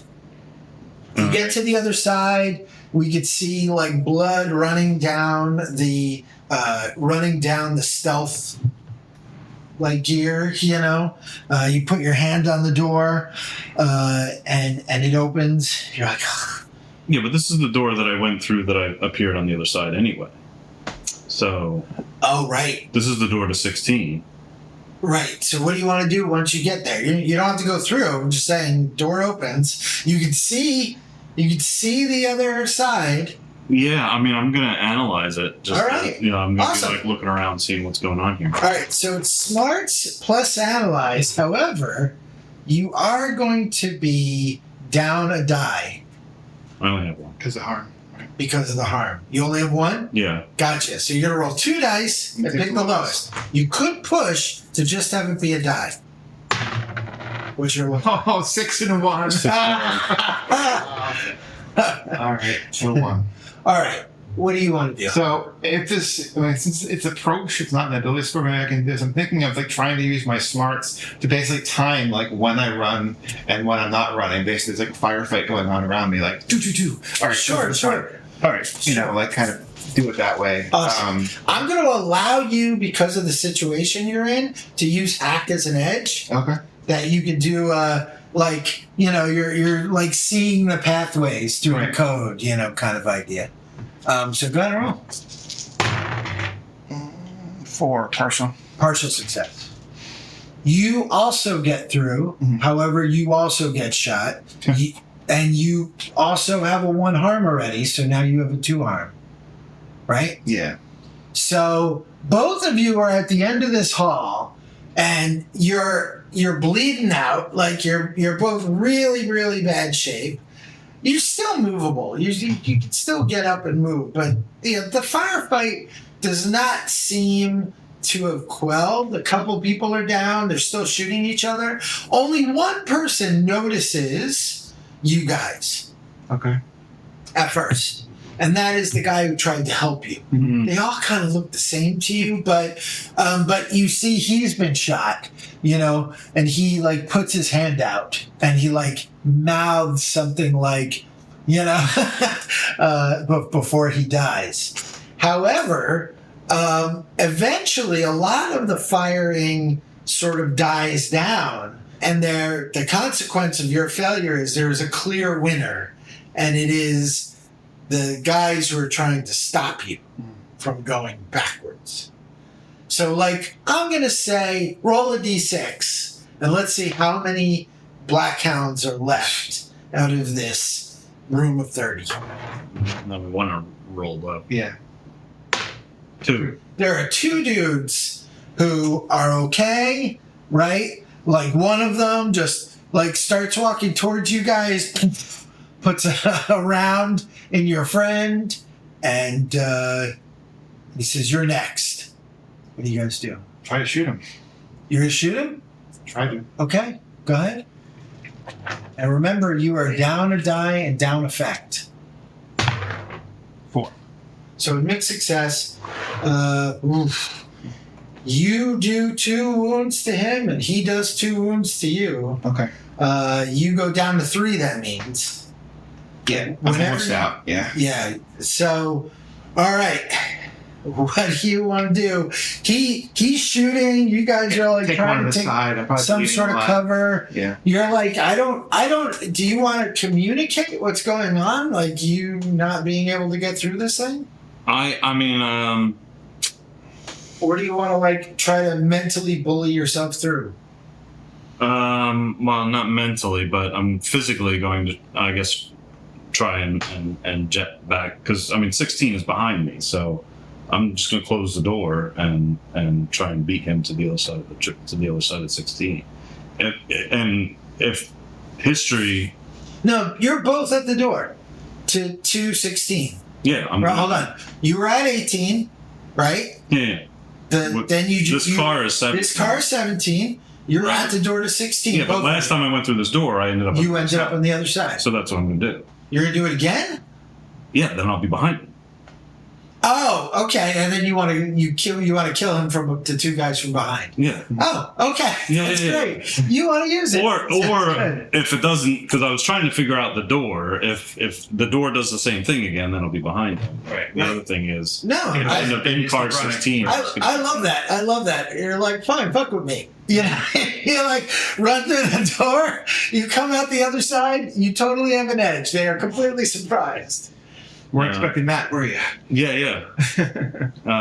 So all right, the guy with the who's already been damaged. Yeah, I'm going to come up behind him. And, sounds good. Use your Stab special him. knife. Yeah. Yeah, use your special knife so you have an increase. You're down a down effect, increase effect. You have you're using aggressive, I assume. Stealthy. You want to use stealthy? Yeah, oh, yeah. Sounds good. Yeah. Do you want to use your augment? Yeah, I'll use the stress. Yeah. Okay. So I like the idea that you like go invisible, which puts them, they're like this, and then you just come up behind them. Like, Yeah. how do you get there? Essentially appear behind. Sounds good. Yep. 2 6s. 2 6s. You got a critical. It's our first crit. Yeah. Critical, you succeed and gain an extra benefit. So you murder them both. Both. Nice. That's fine by me.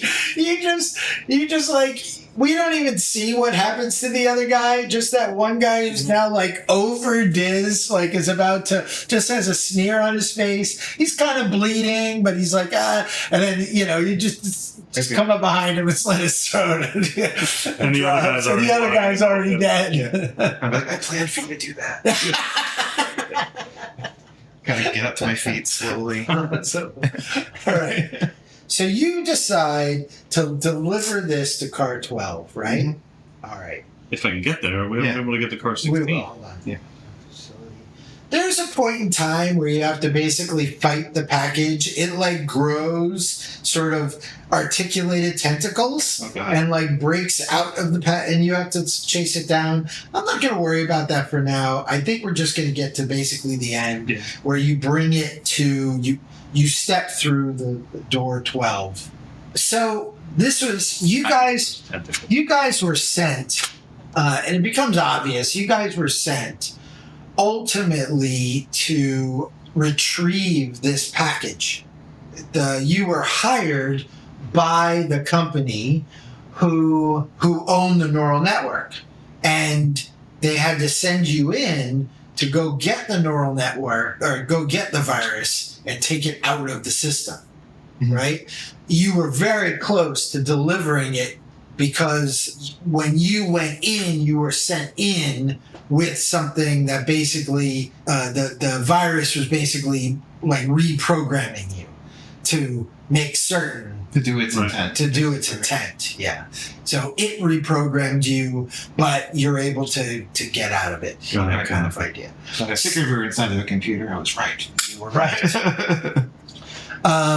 You come out and you can see the individuals, these shadowy individuals who are basically just doctors and hackers who are like looking over your bodies and, sort of tracking your progress. There was a couple, you recognize a couple faces of some of the people where you realize were like some of the hackers who were trying to like help you through that process.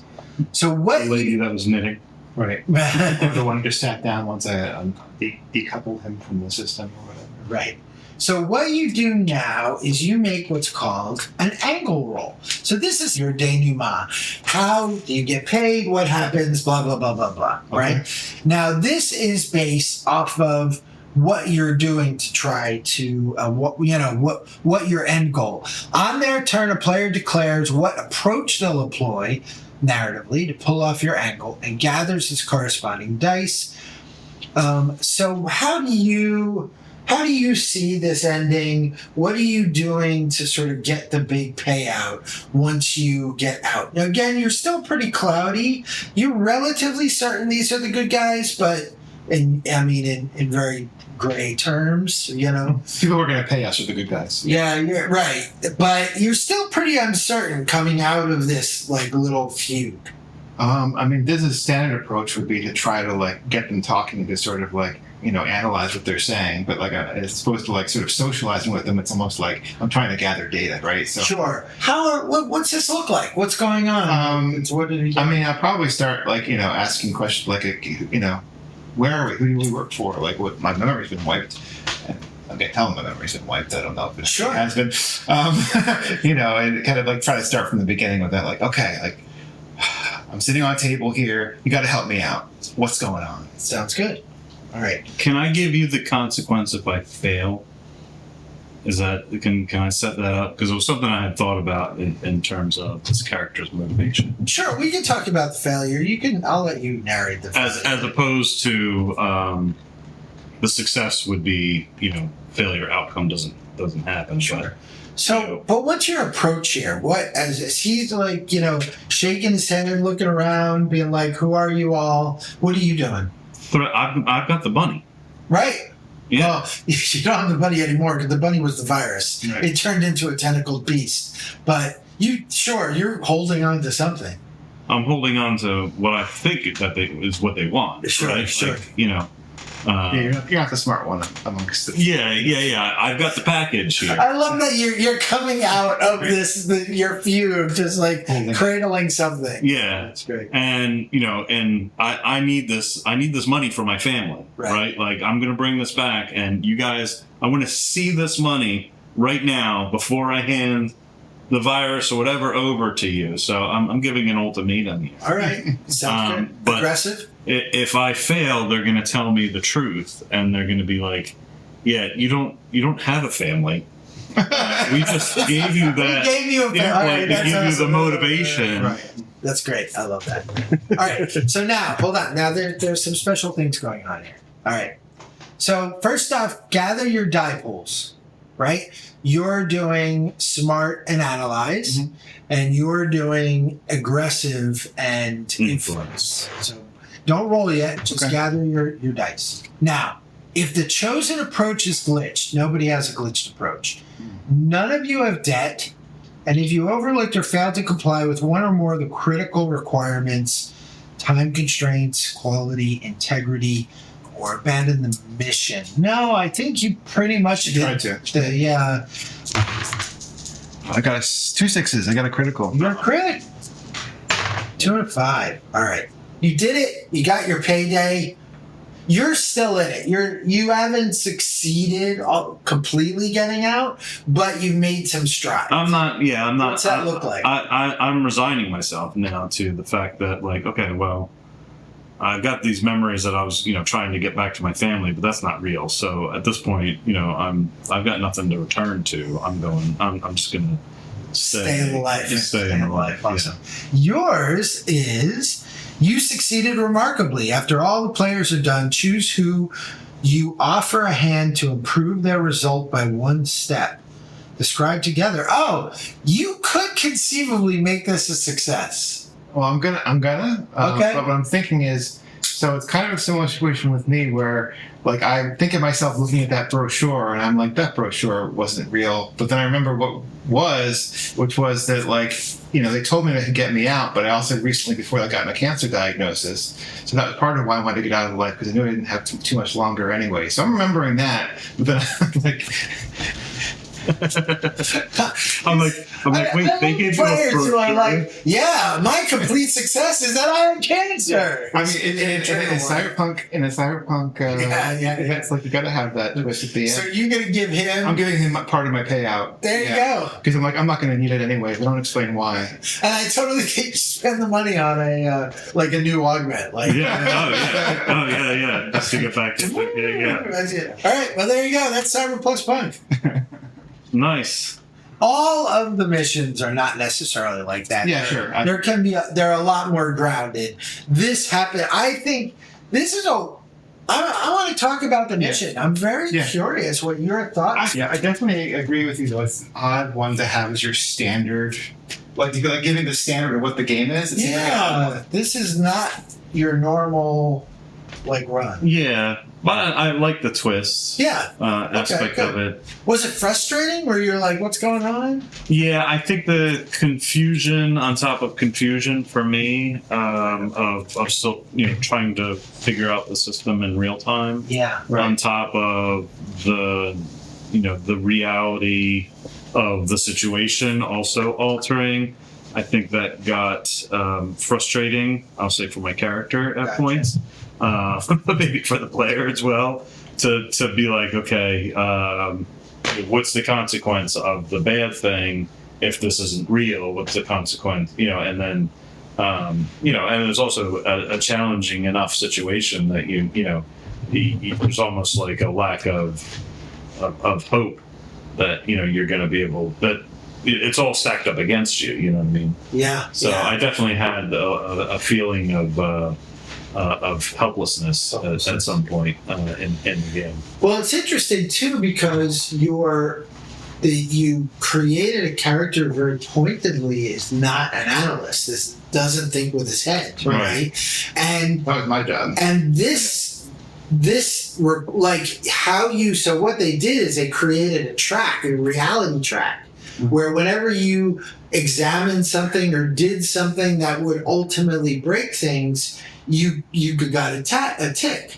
But because you weren't doing any of that, you were just like whole cloth accepting the illusion, right. And you're not in control, but you're used to the one being in control, And I think that's really pretty interesting. Right. Yeah. But I do like how I ultimately like the outcome. So that was good. Yeah. There's a little bits of the system that I had to kind of learn and fly as I was going and trying to figure out how mostly the edges and how the edges work. The rest of it I got because it's very similar to blades and whatever. Edges just either decrease the talent, decrease the threat, or increase the effect. That's all they do. Right. And a expertise just gives you an edge. Right. Okay. But the interesting thing is you start racking up edges, you just start murdering people. Right. And I think it's interesting that ultimately the max you could dice, you can start with this 4 without spending stress. Right. You know? Yeah. So Right, because you can get one from an augment, but you're using a stress. you're to get using that. stress to get that augment. You get 1, Yeah. and then you're at 5. You could push, which then gives you 6. So max dice you can get in this game is 6. It's not just whether there isn't weapon damage. It's all based on effect. It's whatever your effect is, that's what's happening. So Just interesting for a cyberpunk game. I feel like it's because of gear is so, like it's like what kind of gun do I have, and then what's the power of this one versus that one, and that sort of thing. It's just, I mean, it's not saying it's a bad thing. It's just I like it a lot because it really does make weapons be about the narrative, and I think that's sort of like an interesting And that they're thing. generally lethal. You know what I mean? Like weapons are generally lethal. Right, Yeah. but they can be. That's the interesting thing is they can be lethal, but it's just playing with the narrative effect, right? I could have this crazy ass sword, but I might like graze you. But the interesting thing is that if it's a high grade crazy ass sword, I'm going to do more than graze you. I'm going to do at least 2. right. In this. So that I think that's really pretty interesting. Interestingly enough, gear and augments are mid-grade. That means effect level 2. So then you go to effect level 3. I'm curious what, other than narratively, what. I guess the idea of a sidearm is that you could shoot somebody from a distance. Otherwise, narratively, you couldn't do that. But why have a blade? Or like why you can't sidearm a submerged machine gun, for instance, right? Right. I'd have to look into that because I don't think that's like a thing. I don't think they really talk about that at all, which is interesting. Yeah, that's what I mean. I'm sorry. In a conflict, each side may have an edge from how they are using gear tactics. So conceivably, your gear could give you an edge, an additional edge. Even if it's medium? That's interesting. Okay. Yeah. Okay. That's why you're marking them off, right? So it's I get that. I see. I really like this. I actually like it a lot more than Blades. Why is that? I mean, Blades is brilliant. I'm not, I idolize John Harper. I'm not afraid to say. I think his aesthetic and his way to bring story and system to the fore is amazing. Yeah, and setting is really well integrated with it too. Yes. I love crews. All of the things that I love about Blades are actually not in here. Right. Which I think That's is why I think it's funny that. Yeah, but I like the system. I don't like the 4 attributes and skill system. I think it's a little clunky. It's a little bit. I also, this is me, and I also like this stress system seems a little more streamlined, just a little more accessible somehow. And things are clear. Things are very clear, I feel. I was not clear on any of it, but that's Okay. I'm coming at this totally, without any experience. So I mean, I think that's really important. Now that I've played through it once, I think I'll have twice the understanding next time. But Right. as I was going into it, and you're mentioning the penalties with the roles that I have, and I'm thinking I don't even know what the consequence of that is. That's very interesting. So that's why I didn't take those. You're saying you can do this, and I'm like, I don't know what that means, so I'm not going to do that. It could be really bad, Right. in terms of taking harm or even the stress. It wasn't until you almost got full up on stress that I realized that if you're full up on stress, You can you're be out taken of the out. scene. Right. Yeah, so not having that wherewithal, Sure. was definitely a handicap. Sure. And it's, and it is weird too, right? Because it's sort of made to be one shots. But the designers do go to great lengths to make this replayable, Yeah. right? You can play other characters in other scenarios, and consequently, they do have some very loose where you Right. did you survive? You know, what happens next? Yeah, and I could see it just only adding a little bit more, which maybe we'll be exploring on Sunday. Which might be what we're exploring. Like in it Echoes of the could Veil. be a basis for camping. I wouldn't want to run it just straight out of this for like a long-term Right. camping. I think I would Right. start. And Well- you're right for a one shot, and maybe that's my hang up is, you know, again, you know, I get so attached to these characters pretty quickly. Yeah. You know what I mean? And Yeah. so like, you know, I'm avoiding harm to the character because of the longevity piece, because that's what I'm used to. And that's And I good. did think about that towards Yeah. the end, to some extent, but I think maybe, you know, even your prompt of, you know, hey, run towards the danger. Right. You know what I mean? Like, that wasn't my first instinct. Right. My first instinct is to protect the character. So, Yeah. you know, I think that's something that I'll. That's it. Yeah. Right. And then JV ends with, and I have cancer. Cancer. Yeah. But I mean, that is very common, especially in these denouements, that, like, I think both of you had really fantastic end goals, right? And, like, reveals at the end as to, like, why you're getting out, and you're like, oh, this is perfect, I don't have a family, right? That's like so cyberpunk. Yeah. And then you were just like, oh, I'm just getting out so I can, like, live out my days in peace, right? Like, I have like, I think you just, like, we just see you just walk out into the desert with the city behind you. You know what I mean? and I was definitely like kind of picturing like an anime, you know, that's very like sort of a cyberpunky anime sort of ending where you win, and then like that's when you find out that, like, you know, whatever, you know, what you were going after was, Yeah. you know, Yeah. Yeah. I really like this game. I think I like it more the second time I ran it, and the second time the first time was that I was literally dropped into it. I ran it for a bunch of us, and I think it was fun. I'm trying to think if I ran this scenario. I don't remember if I did. I don't remember liking it as much as I liked right. I imagine I'd probably enjoy it more the second time also. Just Yeah. like the first time, you're always kind of getting used to it. I mean, well, it's funny. I was thinking, like, I was just editing Coriolis today, so I was thinking about it. And like Coriolis, for some reason, didn't. I kind of got that one. Didn't even take a session for me to feel familiar with, which is weird because I don't have any familiarity with that system. But Right. But it's not.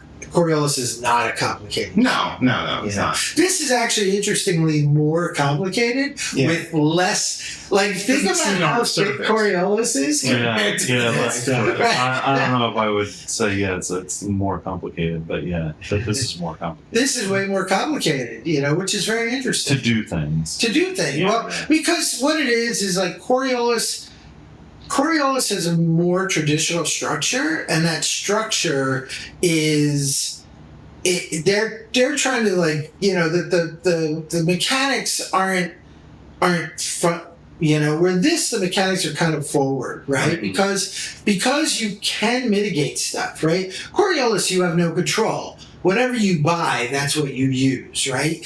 If you have armor, it works, right? This, you could be like, I don't want to spend the stress, I'll take the harm. So there's decision points, which I like decision points. I do too, but it does help to understand kind of what those repercussions mean, what the outcomes can mean, and that either takes looking over the notes more beforehand or playing it a couple times. It was probably wrote down my harm that I was like, oh, okay. Oh, I'm out if I get another one. You know, like, and then it describes, you know, what out means, and that, you know, you can be assisted or, you know, or push, but. Okay. I love the trauma system, and I honestly think that we should actually run bleeds for you at some point in time, for a bunch of different reasons. I think especially after we play Echoes of the Veil, really understanding those differences and the direction. This is an interesting thing of, like, it was a little clearer that it to me it seemed like if you were rolling and getting all that stress, because in Blades, how it works is you're gonna get 6 stress, 6, but you roll. And you're rolling, and whatever your highest die is, subtracts from the 6. Right. So you could get nothing, you could get 1, but in this, the max you're going to get is 3, right? But it's a little clearer. So in my opinion, or my brain, I'm thinking, if you do that, you take all that stress, you shouldn't get the consequence. But in reality, Blades does say that this is clearer, that it just lessens the consequence. And And the way this works, so the threat effect thing happens in Blades, but it's a little more opaque, is a little less well explained. This is very clear to me. So it's very clear to me that lowering a consequence just means lowering threat. And I'm like, oh, that's easy. Right. You know, and that feels a little better, right? All right, instead of 2 wounds, you take 1. In your case, you're only going to take 1, so you got rid of it, and you went to 0. Right. You know, and I like that. You know, but I didn't like the feeling of we come up with some cool consequences, but you're like, nah, and you roll, and you may take no stress, but you're fine. It just seemed weird. You know, it seemed really weird. I really do dig. I love the presentation. I think everything's really interesting. It does go in directions. I think when we talk to Rafi, he's going to show us that he has some. They have some world building going on in their piece, and just a little bit more meat on the bone. Yeah, I kind of want that, so I'm curious to see how it's being approached. Other than that, the layout, you know, and the structure of the contents of this, I like a lot. Yeah, no, it helps. It partially teaches you the game almost just looking at the little. Yeah, it takes you through. It's really easy. I mean, I can see some of the tools that you're using. It's pretty cool. Yeah. And just kind of handing. One thing I want to ask too is there a hidden meaning then in the scenario that we ran in Mind the Gap? I have no doubt there is. Yes. Well, thank you very much, guys, and we'll see you on Sunday. Yeah, thank you again. Awesome. And this episode reminded me of 3 months.